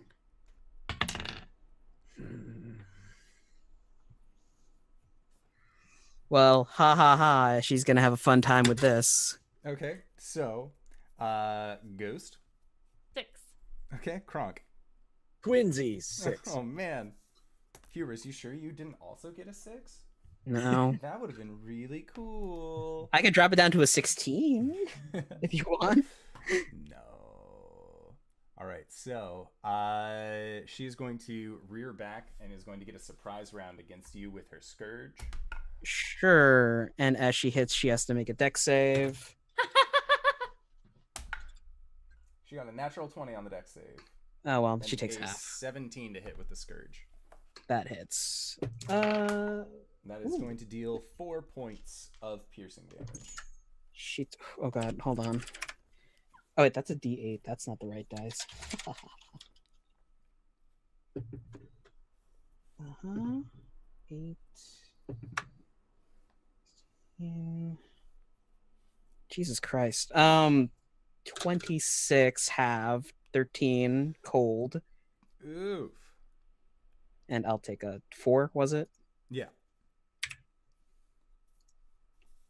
So as she hits him, that smile creeps across his face again. As just small icicles come out of nowhere and pepper her back. Nice. All right, I dig it. So, it is actually going to be the top of the round with her. So she is going to try and strike out at you again. You sure you want to do this, love? And she raises her scourge and then lowers it and she says, "No, I think you're right.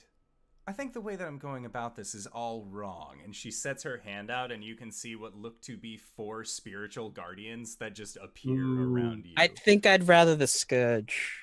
She said, and she looks at you and just says, "Well, it looks like more than one bad choice was made today on your end." But that is what she is going to do with her spiritual guardians, which then do, because I love having to look up spells. So, when you cast a spell, designate any number of creatures you can see to be affected by it. So, it is going to be your turn. When a creature enters the area for the first time on a turn or starts its turn there. So you actually have to make this save twice because the first time you enter it is on her turn. So this is going to be a wisdom save. My best stat. Okay, that's 18. Okay, that's 18 is going to save, so you are going to be taking half this damage. Yay. How does the spell interaction with Hellish Rebuke work? because she cast it, does she take the damage, or No, she would not take the damage from it. because it's the spiritual guardians Yes. doing the attack? Okay. So the spirit guardians are going to deal a total of 10 points of radiant damage, but then since you succeeded, you take half. Then it is going to be your turn. 5. Bonus action. I'm going to cast my Hexblade's Curse on her. And then I'm going to Magic Missile. Magic Missile. I love my Magic Missile combo. That's a D4. Where's my D4? Pointy boy, come here. 3. 7. Okay. 2 is 9. Hold on. There's also some more math to be had. 18 points of force damage. She's fucking dead.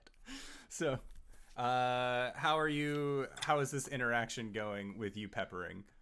Oh, it just like basically the magic missiles fly upwards and behind her and pepper her in the back, and she falls forward. He catches her in a dip and then like winks, then drops her.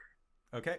So you have winked and then dropped her, and then one of these acolytes that has seen this is going to pull out the club that looked like it had the claws at the end, and is going to rush up and is going to try and swing out at you.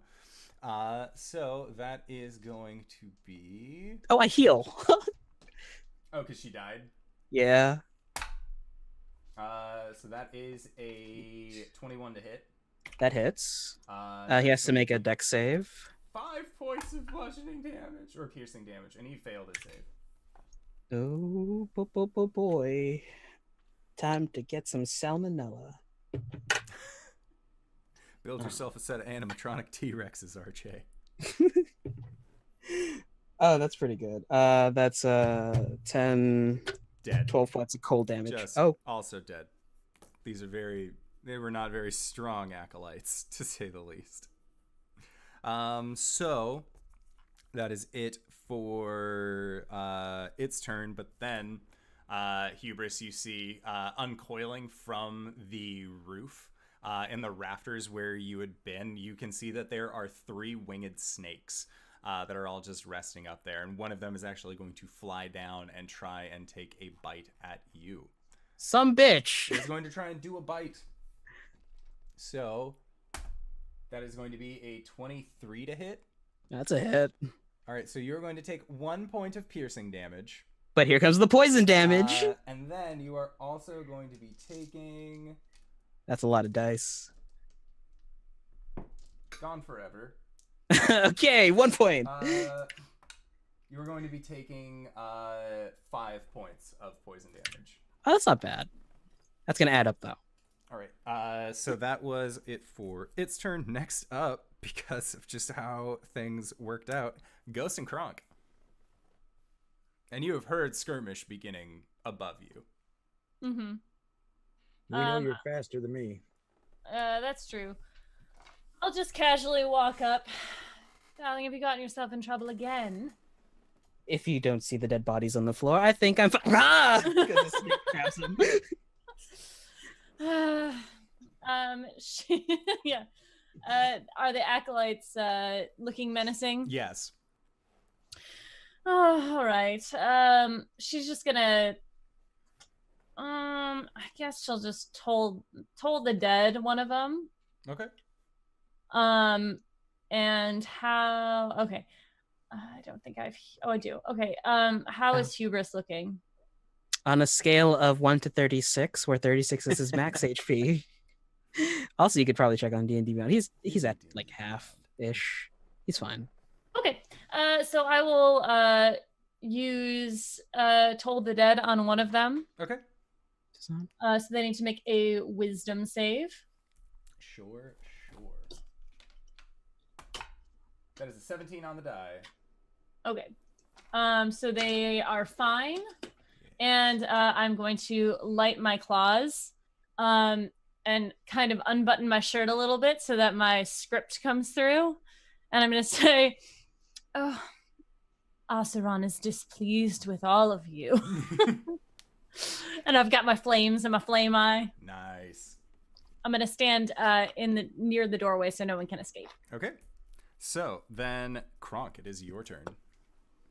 And so she's got the flame going on, and she says the cool line, and then KRONK just like whoosh jumps to the edge, like she's at the steps, and KRONK will just leap over the edge like that and come rolling up with the sword, you know, ready to roll, and just take the first one of them. All right. These are 15-foot high ceilings, so you would barely be able to do the full overhead arc. Okay. All right. Duly noted. Half chop. 20 blah, Oh, blah, that blah. hits. 20 blah blah blah. And nice.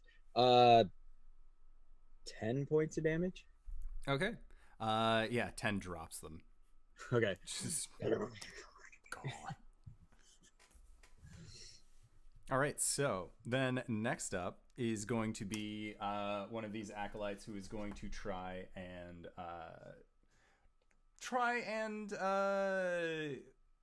they raise their hand up, and KRONK, you actually feel flames beginning to wreath from under your feet. You need to make a dexterity save as they try and use Sacred Flame against you.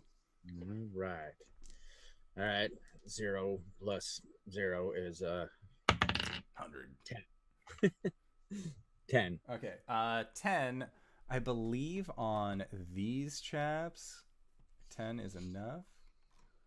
Let me check really quick. No.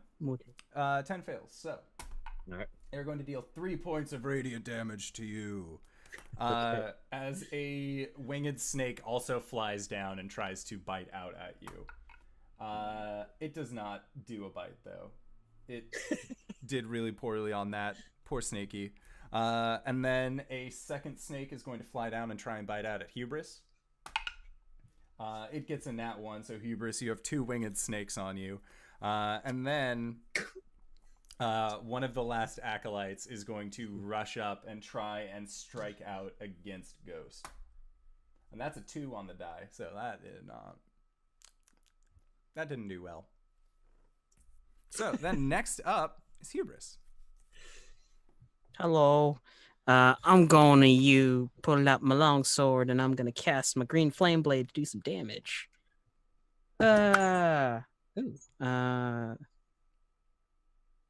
Is that? No, that's only with my hex on. 18. Okay, 18 will hit. Roll for damage. Yeah. And then... Are you striking at an acolyte or one of these winged snakes? One of these motherfucking snakes. God damn it. Get off of me. Two-handing, so that's 9 points of damage. And then the other one takes 5 as fire leaps from one to the other. Also dead. It is a snake. It happens to have wings, sure, but a snake is a snake. I thought they were bigger. No, they are tiny beasts. Listen, I'm padding my stats right now for the kill count. Okay. So then next up is KRONK and Ghost, and there are 2 acolytes. No, please. You go ahead, KRONK. All right. And then, so KRONK comes winging around, and hold on a sec here. I can't find my... There it is. All right. Bye. Weird. Okay. D&D Beyond, you've failed me. How dare you? I know. Take that We're back. not sponsored by them. We can say whatever we damn well please. Right. Oh. You want me to be nice?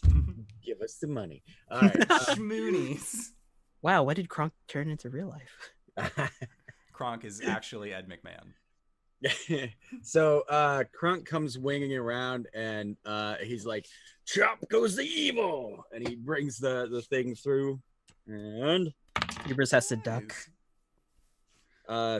13. Oh, 13 hits. Roll that sweet DMG. Is that Oh, max? and that last attack, I forgot to add my strength bonus. But Just I just quick question, GB. Is your minimum damage a 10? No. Okay. So, but I just rolled max on the 2d6s for the old greatsword. So that's 17.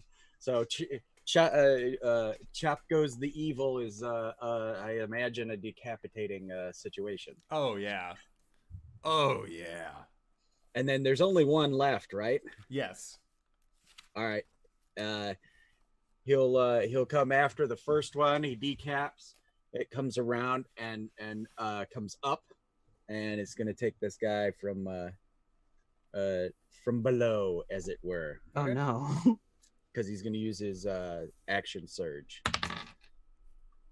Oh yeah. 17 to hit. Okay. Yeah, that'll hit. And re-roll the 1. Oh, damn. All right, I got a 1. So I am going to go ahead and use a superiority dice. Sure. I mean, I don't think you have to. Can't tell KRONK what to do. You said for him to think for himself. Right. That's right. And now, remember, the giant sword is coming from underneath, like below the guy. Yeah. And KRONK says, "Splitting headache," and it comes up through his entire body, up through his skull. And I didn't teach him that. It's 13, 14, 15, 16 points of damage. Dead. Super dead. Dead for like 2 people. And then schlock the blood off. KRONK. Oh, I'm sorry about that.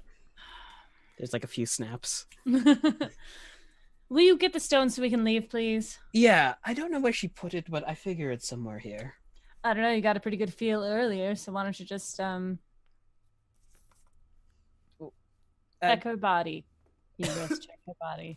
Who are you people? Oh yeah, heal him. What? Who is this? I don't know. They were torturing him, so he must be important to them. So we should take them to piss them off. What happened to you, little one? I believe in honest journalism. Okay, that doesn't... How did they get you? Fucking, how do you think they got me? They're Zens. Just grabbed me. Brought me here. Okay, well, if we let you... Other people been disappearing just like me. We're in charge of the broadsheets. It's how all the news gets spread throughout Waterdeep. Well, if I let you go, will you promise not to write about us? My dice. Go away. I would like for all of you to make perception checks. Natural 20. Dirty 20. 12. Okay. So, as you guys are talking with this individual, Hubris and Ghost, both of you, the throes of combat have kind of gone off, and you're also like, go investigate this lady and check her pockets. And Hubris, you do end up finding what looks to be a brown bagged satchel. Or not satchel, but little brown package like you had seen before. That's maybe about half foot long, couple inches wide. Tears it open. And you see before you in this package what looks to be a large oval stone that has what look to be 3 pearls beset into a front-facing side where the stonework actually kind of comes over to create a lid almost around each of these gems. Huh. So you have this thing in your hand, and Ghost, you say that you won't be writing about us, right?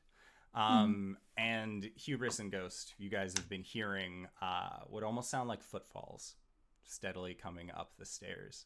And as you ask this individual, you won't write anything about us, will you, right? He looks like he is about to go and say something when his body is picked up, like from in front of you, almost by an invisible force. And as it is, you see that his face looks over behind where you guys are before his body is rocketed against the wall and is turned to almost a mash. And you hear from behind you, "You won't be writing about anyone anytime soon." Zarash? Sorry. And you look behind you and you can see this figure wearing these jet black robes, who has extended out in front of him a metal gauntlet that covers his entire hand. And from underneath the cowl, you can just see long black hair, what looks to be pale, almost ghastly white skin underneath. It looks full and healthy. He doesn't look like he's undead at all. And Ghost, you are incapable of being surprised by undead, so that makes sense as well. But you just see this figure then lower his hand and just, "Give me the stone." You must be the master. Correct. And you will know your place. Give it here. Touches Kronk's arm. No. He just jellified a guy. I'm gonna make some sort of check to know how powerful this guy is, because he Make is an Arcana check. If he is undead, He's not. I thought you said he was No, undead. he was not. Oh, 'Cause you can't be okay. surprised. You would have known otherwise, but he is giving off a healthy aura, I guess. 11. I mean, you just saw him liquefy a guy. True. Or you think you saw him liquefy a guy. You're not really sure. Mm-hmm. But this figure is now standing in front of the three of you. Is there anyone behind him? No. He is just blocking the stairwell. Well. Ask a second time. You will give me the stone before I have to take it off of your dead hands. Whoa, okay, no. We don't need to resort to that now, do we? And he just looks steadily towards you, Hubris. Do you have it? Kind of holds it up in two fingers. A hand extends outward towards you. I'm gonna make an eye at Hubris. Like, are we gonna give this up, or are we gonna? The $1,000,000 question. Are you part of the good sense, the bad sense, or the ugly sense? Hubris, I would like for you to make a strength check. Oh, that's gonna be great. 3. I'm not a strong boy. So the rest of you see is Hubris has like held this stone up in between his two fingers, that this masked or this cowled figure in front of you extends his hand upward, this metal hand, and just pulls it forward. And Ghost and KRONK, you see this large, almost looks to be mystical hand that follows his motions, comes up and just grabs Hubris in its clutches and just lifts him off the ground. And he says, "I will not ask a second time. You will give me the stone, or I will take it from you." And you feel this pressure just squeezing on you as he says that, and you see his hand just clenching in space. Okay, pause game for a second. Yes.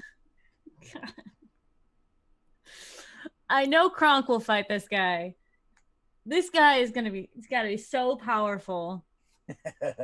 Oh my god. I as a player do not think that we should fight this person. What does Ghost feel like you should do? Ghost as a character does not feel like we could win a fight with this person. Not without casualties.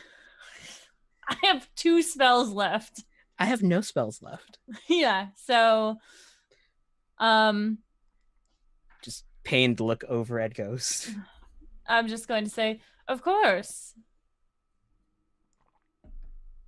It was just a question. And he hands it over. It is more of like you have to drop it on the ground. As he currently has you grappled in a giant magical hand. However, that was it for his turn. Hubris, what would you like to do? Is we are still using the initiative tracker. Gods. I'm out of gas. I can't Eldritch Blast him because I can't do somatic components. All my spells are somatic components. He's just gonna try and struggle out.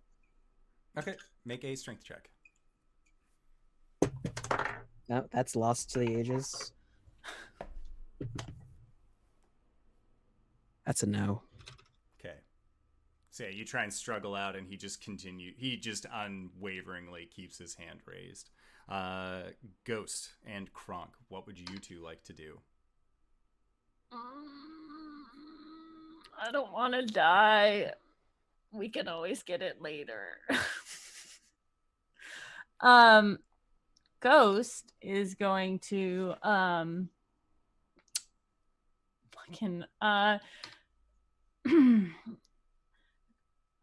apologies for withholding it from you for this period of time. If you are the true leader of the Zents, are you not? Just looks towards you. I am. There's been a lot of confusion here of who's in charge and who wants to be in charge. Are you here to right that? I'm here to take what is mine. This stone. This city. I see. Well, if you are the master, then I don't see why it's not rightfully yours. You're smarter than your friends. I've been told. I was gonna give you the stone, but you grabbed me. KRONK, what are you doing? KRONK is a statue. He is internally fucked up right now. Every fiber of his being is vibrating, and this is a murder, death, kill situation. And he's so bad. But he's holding because he's hearing the words, so he doesn't move. He statues out. How close are we to this dude? You are maybe 10 feet away from where he is. I would like to mark his scent, just as a bonus action. Okay. Just putting that out there in the universe. Sure. Yeah, so you mark his scent, and then KRONK is just soared up, ready to grow. And ready in action. Yeah, and the figure looks over at you, KRONK. Mm-hmm. Why? Why do you fight? Why not simply let this happen? Let me take over the city. Because then it'd have to do what you say. Do you already do what others say? Those I trust. I'll earn your trust. But for now. And he begins walking over, and he just bends down in front of you, Hubris, and picks the stone up from the ground. And that, the grip, he's like... Just out of the corner of his mouth. KRONK, you are a wallflower. The DM is making us this play out so much longer than he wants us to fight him. He wants us to fight him. I don't want to die. If I had like a spell slot, I'd be fine. Right. And so he just picks up the stone. He looks at the three of you. Will you fight for me? I believe I already do. No. Will you fight for me? Will you root out other Zents? Kill them?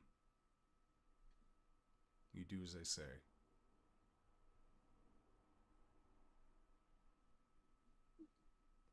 Otherwise. Looks at And he just squeezes his hand tighter. Well, of course. Good.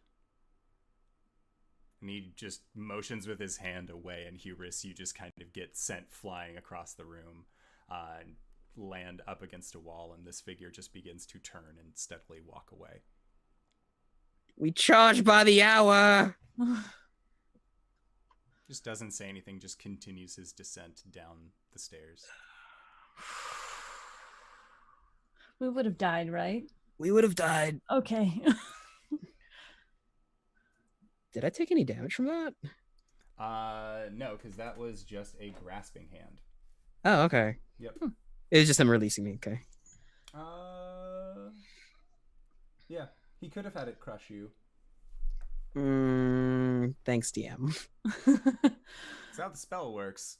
Thank Wizards of the Coast. Thank Big B. So he begins to steadily exit down away from where you guys. What are you guys doing? Hey, compensation. We could start looting the place. What are we going to do now?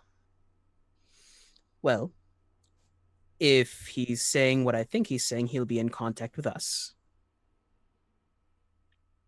And we might get an opportunity later. I'm just going to put this out. Is this worth it? I mean, like, when we were killing these guys, fine.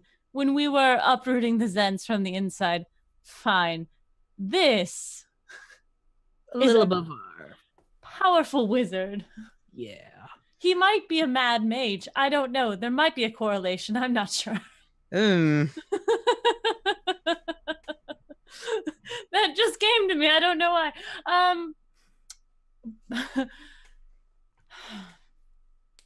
I think I don't know. I'm going to be completely honest. I don't know what to do. You know, me neither. What? You see Hubris. Oh, he was like, me neither, as he starts rifling through pockets. KRONK said, "Why don't we follow him?" He's I mean, I can follow him. Well, I let's marked do his it. scent. Let's do it. if he's a mage with his salt, he's probably gone as soon as he hits the bottom of the stairs. Do I still smell him? How far away is your sniffer? 60 feet. 60 feet. He's still in the building. Loot quickly. Coin pouch, coin pouch, coin pouch, into his pouch. Yeah, there aren't any coin pouches on these individuals. They did not seem to have any money. They did have their variety of weird weapons, though. I'm taking that whip thing, the Nine Tails thing. The Scourge. The Scourge. All right, and Hubris, make an investigation check. Oh. Hey, 15. All right, as you continue to look around this top section, you do end up finding what looks to be a potion. Oh. Although it looks like it almost looks like there are multiple liquids that are inside of this tube, as they seem to sort of be like resting on top of each other. Huh. Interesting. Cool. Yeah, he's gonna pocket it. Okay. And we'll make our way down. All right. Yeah. And then as you continue making your way down, Ghost, suddenly you stop smelling him altogether. Balls. Well, he's gone. You want to torch the place? It's stone. I know, but the interior is full of paper. If you want to. I don't know. It's your god and his enemy. Wait, is this a? I mean, gotta be like bedrooms, food, something else, artwork, anything? Or was it just papers and a ceremony? It was just papers and a ceremony. It would assume. It would appear there were no bedrooms or any other. There is the area leading downstairs that you guys never checked out. That you can if you would like to.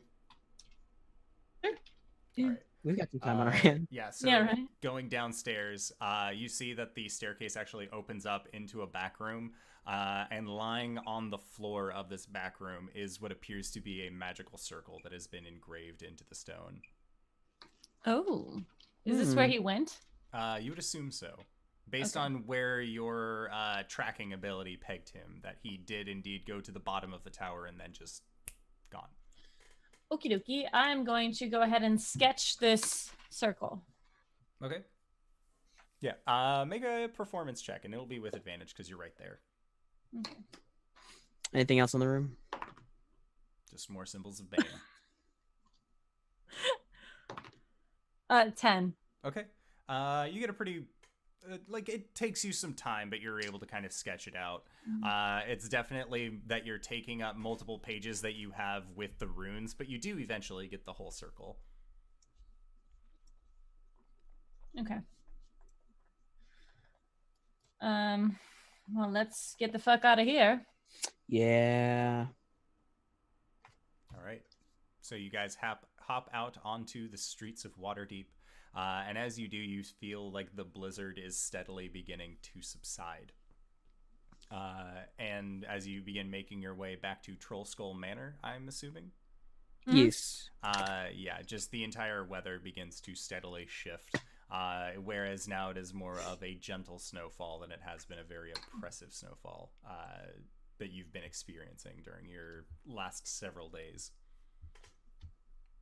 But you managed to get to the bar, no problem. There are no lights on inside at all, as you were planning on opening up your bar the following night. And you can see that there are 1 or 2 lights that are still on up above in your living area. It's been a day. It has.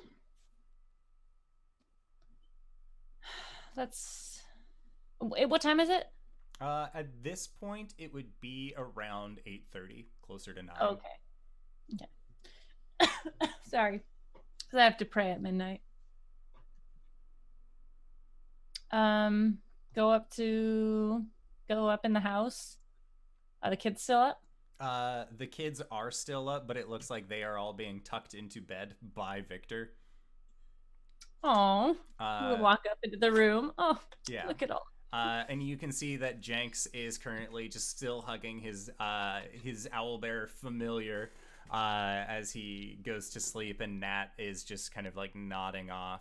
And Squidly is just like wide-eyed looking up and just, how do you work? No response. Squidly. Huh? What? Go to bed. Okay, Dad. Just like brings his blankets up.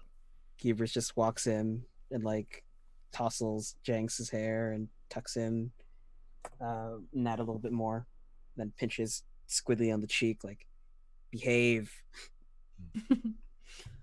And I'll come in and give them each a kiss on the forehead. And when you do, Squidly just, wow. Awesome. Just pulls the blankets up and you can just see that he just has this huge grin on his face. Is there room for KRONK in the bed still? It looks like the 3 of them were tucked into the middle of the bed. Mm-hmm. As Victor he was not aware of your sleeping arrangement. KRONK, do you want to spend the night with them, or what do you want to do? I'll be all right. And he grabs the edge of the bed and tips it up so they slide a bit, and then puts the bed back down. Squidly again just has this huge grin on his face, just cool. That way they won't stay up yammering all night. Oh, He you went. eyeballs them. What'd you say? Training starts tomorrow, and he eyeballs them because he's getting up, they're getting up. And Squidly just looks at you, KRONK, and then looks up at Ghost and just, is that when you guys are going to train us to be real adventurers? Training starts in the morning. That's what he said. Cool. And then you see him just kind of like hunker down, and he gets all comfy cozy.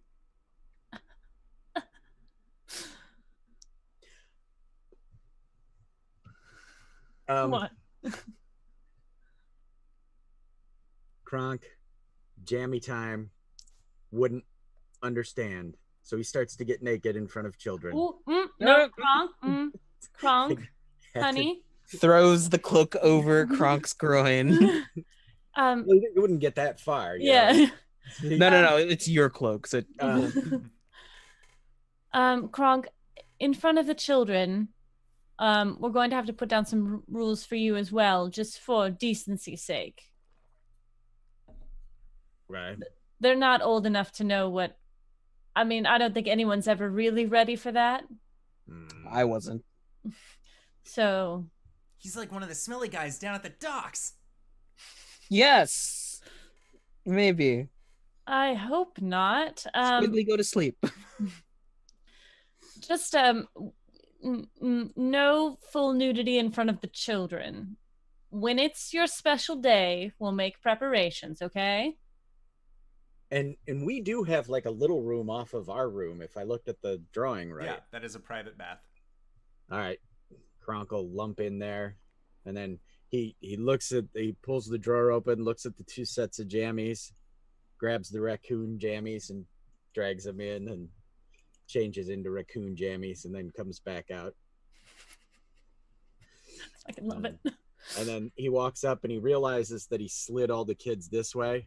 So he grabs, now he's on the other side of the bed, and he picks it up and slides them back the other way, and then climbs into his side of the bed. And then like, I was going to say Ghost is going to come over and give you a kiss on the forehead too. All right. He smiles, and then he puts an arm like across the bed, like above their heads, like okay, I got him. Well, like Itch out of the room backwards, like closing the door with Victor behind us. Good night, children, and KRONK. They grow up so fast. You see Close Victor just makes the thank you motion. Oh. Ooh, Victor, it might be a good idea for you to learn her language. That way you could speak to us. He nods.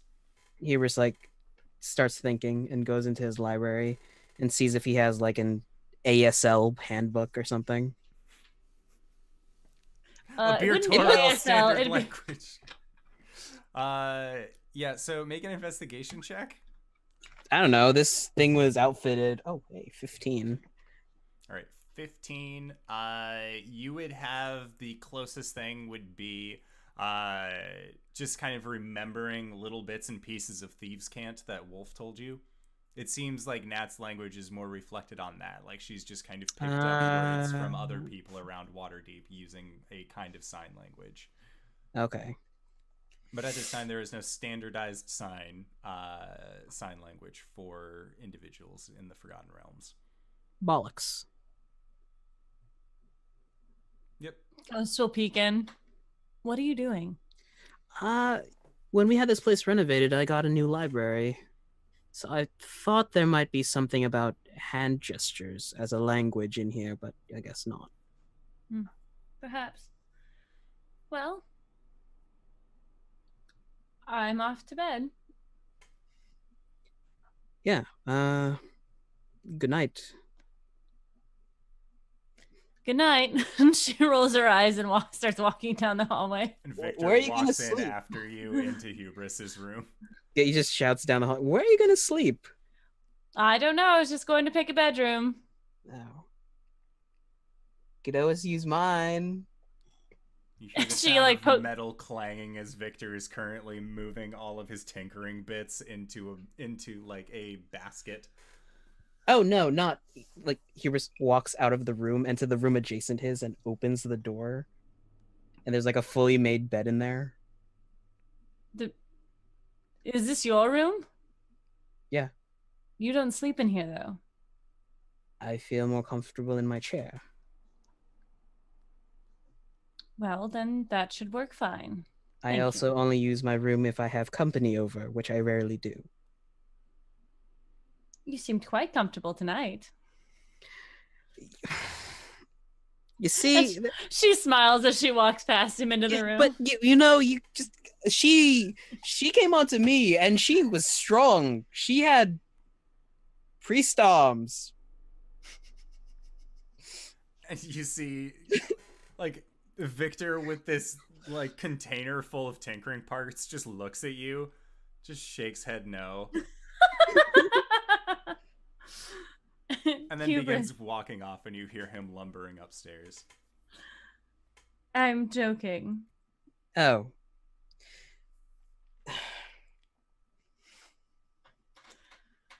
She's gonna start taking getting into her jammies. I mean, okay, Hubris just starts closing the door. So he's on the outside or the inside? Outside, Okay. giving her privacy. And you can hear her like shift into the bed. He's like leaning against the door and just goes, "Ugh. So good night." Good night. Walks away awkwardly.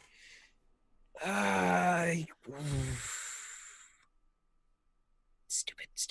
Walks away. Ghost will go to sleep if that's all. KRONK is not approving.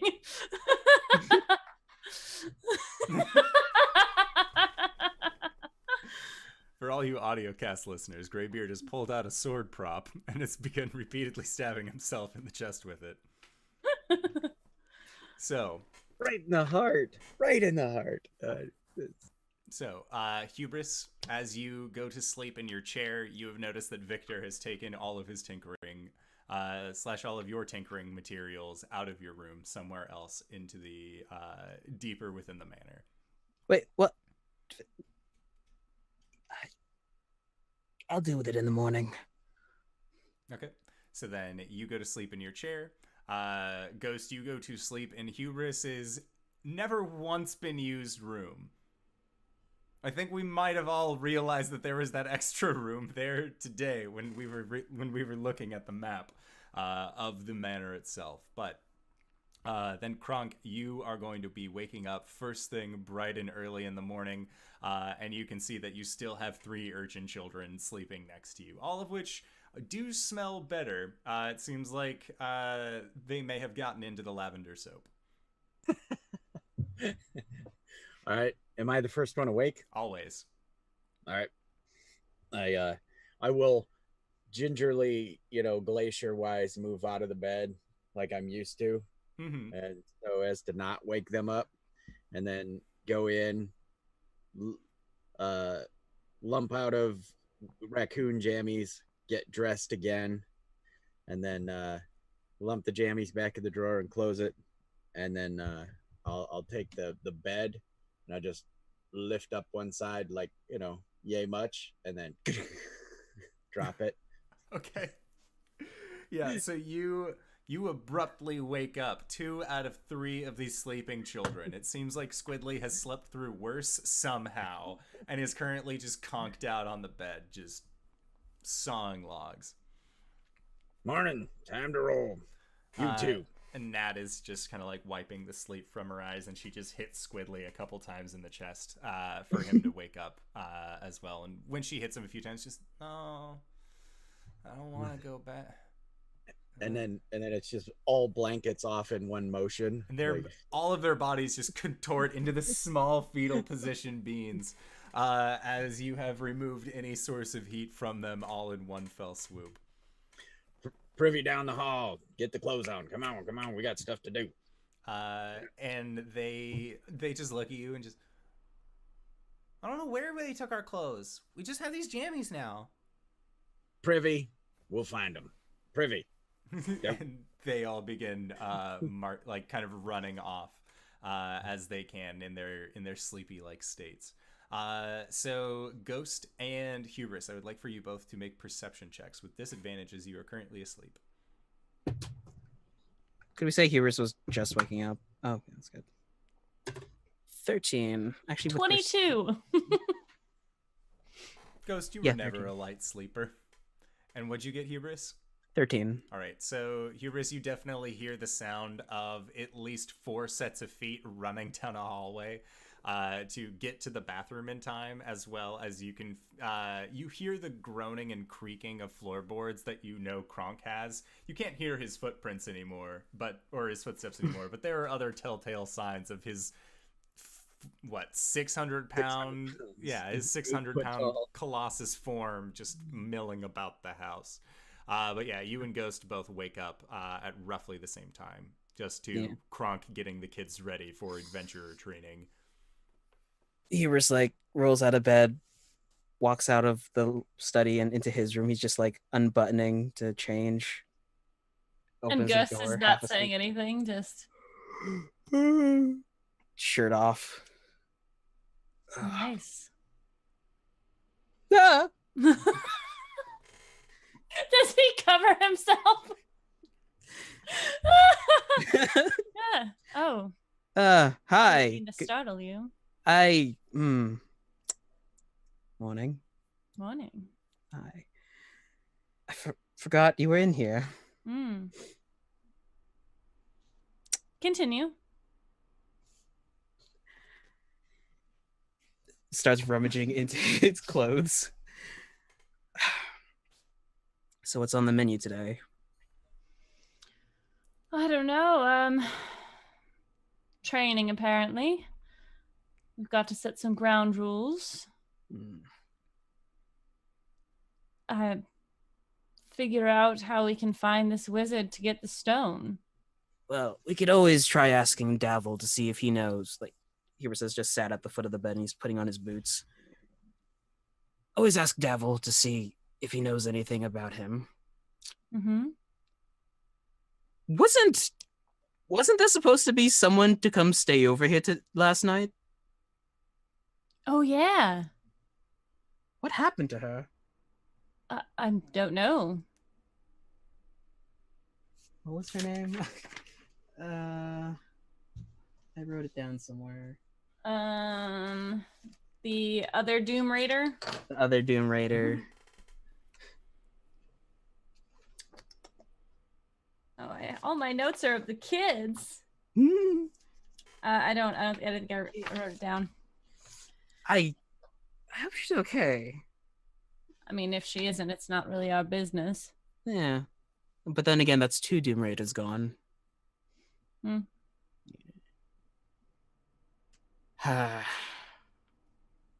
have kids now. There are kids in this house, yes. Yes. That's so many mouths to feed. Good thing we have a business. We do. And Hubris just looks really tired. Oh yeah, I heal an exhaustion point, so I don't look that much tired. Yay! I was thinking about last night. Is it really worth it? I don't know anymore. We have a steady business, a steady flow of income. We're semi-respected in the neighborhood. Slash cut to Froon's angry mug, and then cut back to you guys. Oh, but all that money. Fuck.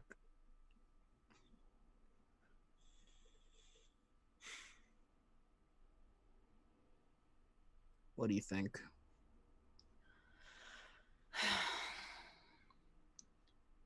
It was fun when Sarash was my handler.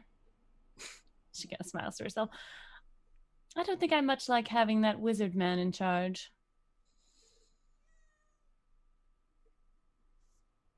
Is that a meow? It was. Oh, is that yours? Yes. Yeah, he's gonna come up with some spooky shit, come in here and say, "Follow me," and we're gonna have to kill a lot of more people. I already kill people. Yeah. The trick is staying alive. Yeah. How many more days of freshness do we have on those two down the end? I told the kids that's a storage closet and we're moving things around. Oh, I mean, I can keep them the way they are pretty much indefinitely. Should we tell Fala? Yes. Yes. We should. Yes. We live complicated lives. If it were easy, it wouldn't be fun. True. She's gonna get out of bed. Hey, so KRONK gave me some advice the other day. Oh? About what? Yeah. And Hubris leans in and kisses Ghost. Oh. Okay. She'll Yeah. kind of... She'll kiss him back and then kind of pull away. Paraphrasing. But said I should be more forward. Okay.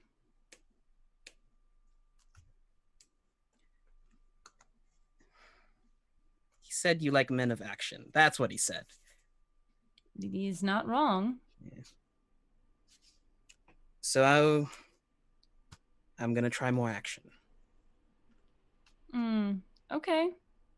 Good luck with that. And she like taps him on the head. Ouch. And then she's gonna get up and walk to the door. Are you making breakfast this morning or shall I? You've got to get ready. I'll go do it. Thank you. And she'll go up and get ready. Okay. That's a 12. I don't know what that was for. For breakfast. So, I tried what KRONK said. It didn't work. So, what the fuck? Half-assed it. Yeah, Oh. KRONK, you get the kids all ready and you go downstairs. And when you go outside, you can actually see that there is what looks to be like trudged through the snow a pathway that leads up to Spirits and Spirits' front door, and then it looks like boots were kicked outside and then they go inward. And when you go downstairs, as you are outside of the front of this building, you actually smell what you would assume to be cooking breakfast. And the kids all like make exclamations about how hungry that they are, and Jinx says he's really hungry, and Squiggly says that he could eat more than Jinx could, and then Nat just like hushes the both of them and then signs that she could totally eat more than the others. And as you open the door, you see that there is a dwarven woman who is behind the bar of your establishment, who's currently just lazily picking in at some eggs. There's a little bit of toast off to the side, and she just looks at you and just, "Good morning. I'm going to assume that you are friends with Davil. Yeah. It's nice to meet you. Nice to meet the three of you as well. Do you all live here?" And Squilly just goes, "Yeah, we live here now." She goes, "All right, well, call me Auntie Istrid. I'm here to stay for at least a 10-day. All right. Butts, chairs, now. I heard that there was several of you who lived here, so I made breakfast for... Well, I made some for at least these three young mouths, but I'll be sure to put on at least a little bit more." And then she walks back and goes into the kitchen.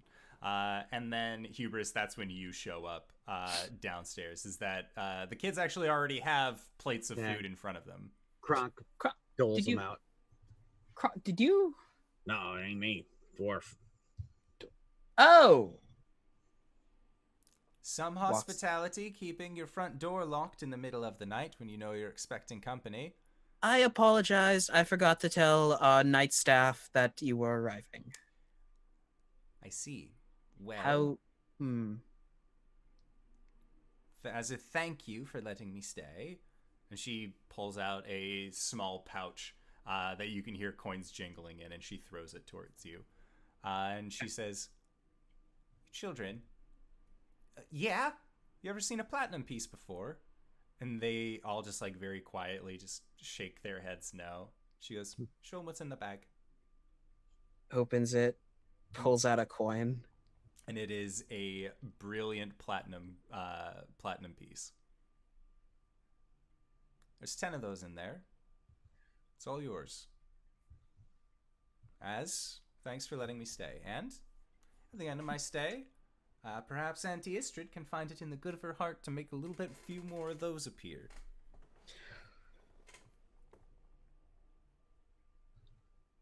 It's very rude of you to not show your auntie to her room, isn't that right? I'll be taking your bags upstairs. That's right. Now, who wants some sweets? And she like asks the kids and like puts her hands on her lap, and they all just nod. And you see Squidly just like chewing his mouth full of egg and bacon. Hey, after breakfast. I'm with you. KRONK says to Squiggly. Yeah, and so you take Istrid back out, and she says, "I did come in the middle of the night, so it would make sense that you weren't exactly receptive. Don't bullshit me with business staff. I know you're closed for the next couple days." I was informed that some of our people were actually going to be out of jail. So I thought we were going to be open. So whoever shows up is going to show up and run the place. That sounds like it's going to be a great strategy. If anything, it sounds like you need a manager. And I need a place to lay low. Because if any of the city guard lets on to what I'm doing, then what little money network we have left goes to shit. Right. So we have a position open in a managerial role. No qualifications needed. I'll take it. Hired immediately. She extends her hand out to you. Hubris. Istrid. Nice to meet you. Pleasure's mine. And leads her upstairs. All right. And that is where we will call it for tonight's session. So I just wanted to say thank you to all of these fantastic players for putting up with another several hours of my bullshit every week. I always have fun with these streams, and I'm happy that you guys were able to get so close to the Stone of Golorr. What a great time that was. Fun. I could have yeeted that bitch out of slit. You touched it. What a great time. I was like, eat it. Ow. You're gonna have to kill me now. Boom. All right. Weird flex, but okay. What is this you speak of? The ancient magics. But I wanted to say, again, thank you to all these wonderful players for sticking by. Thank you to all of you wonderful people in the audience for sticking by, whether it is through our audio cast, our VODs, or visuals or anything. I really do appreciate it, just being able to see people, because without you people, I would still be in a really poor setting instead of with the nice setting that I will be posting on Twitter later, so that way you can see what my current setup is versus what it was a year ago. So hey, talk about a glow up. Speaking of glow ups, Hubris, our good friend RJ, where can we find you? Hi. What do you do? Hey everybody, I'm RJ here on the show, but you can catch me on Twitter and Twitch at RJustice282, where I sometimes stream Overwatch with these lovely people. Yeah. And tweet about the nerdy things in my life. You could also find me on the Monday show as Caleb the Shadowkai Cleric, and this coming Wednesday as Bartholomew, our human ranger in Curse of Strahd. And I am very sad to announce that this coming Saturday will be my last show on Pro Restarter stream due to some work trouble. So it'll be my last show as Ajax the Initiative. My boy. It's okay. Whether we ride him off into the sunset or burn him down in a blaze of glory is going to be up in the air. Blaze of glory. Blaze of glory every time. Listen, guys, I only have 4 luck left. Only. All right. And LB, where can we find you? What do you do? I'm LBHackEmUp. You can find me Mondays and Tuesdays here. This week you can also find me Wednesdays here on the Indoor Adventurer, playing Silmi, the half-elf wizard who's hiding her magic from her brother.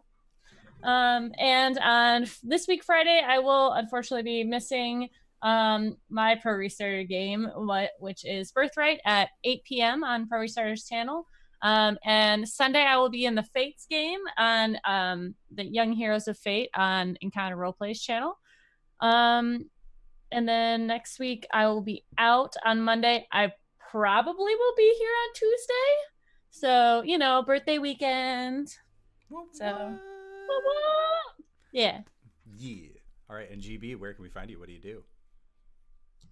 Greybeard of Greybeard's Tavern. I did not wear my merch tonight because I needed to promo Marmalade Dog this coming weekend. Yeah. A convention Tavern Sparrow and I started 20 plus years ago, and this is their 25th con. So if you're in the Southwest Michigan area, please look up Marmalade Dog. Even if you're not, look up Marmalade Dog because it's near and dear to my heart. And me and the house elves will be there playing Battletech pods all weekend. Mm-hmm. But what I do is I play KRONK GOREBLAST here every Tuesday. And on Thursdays, I play Bavard. He's a scoundrel over on Pro Restarter's channel. I will not be missing this week and or quitting because Bavard's a lot of fun. And I hope to continue along. It's the Blue Rose campaign, and that is the game of, how's he say it? Fantasy, romance, and smooches. So come check us out. 1 p.m. Eastern Standard Time on Thursday afternoons. Yes. And I am the Indoor Adventurer. If you've made it this far, you probably already knew that. But for those of you who didn't, hey fella, how's it going? You want to be good friends? If you want to be even better friends, you can follow me at twitch.tv/theinDoorAdventurer, where I stream Monday, Tuesday, and Wednesday, and soon to be coming, hopefully Thursday, Friday, with even more content, at least on the channel. You can also find me myself, as well as everybody else, on youtube.com/theinDoorAdventurer. If you are looking to support us through Patreon or by some other means, you can always check patreon.com/theinDoorAdventurer. But if you are more of an audio cast kind of person and you would prefer to hear the sultry sounds of us just reading our lines, then you can check us out at indooradventures.podbean.com or anchor.fm/indooradventures. One of the two. We're on Spotify, iTunes, all of the other audiocast listening places, so that way you can listen to us on your way to work, which is how I listen to our show, because honestly, listening to my own show is better than taking notes at the time. It's just like, all right, what did I say during this period of hour? But that is going to be it for our show. Leading up next, we have an after show that we do called Nights in the Courtyard, where we get to answer questions not only from each other, but also from the community at large. So be sure to stick around for that, patron. And until next time, we will see you guys later. All right, everybody. Bye-bye.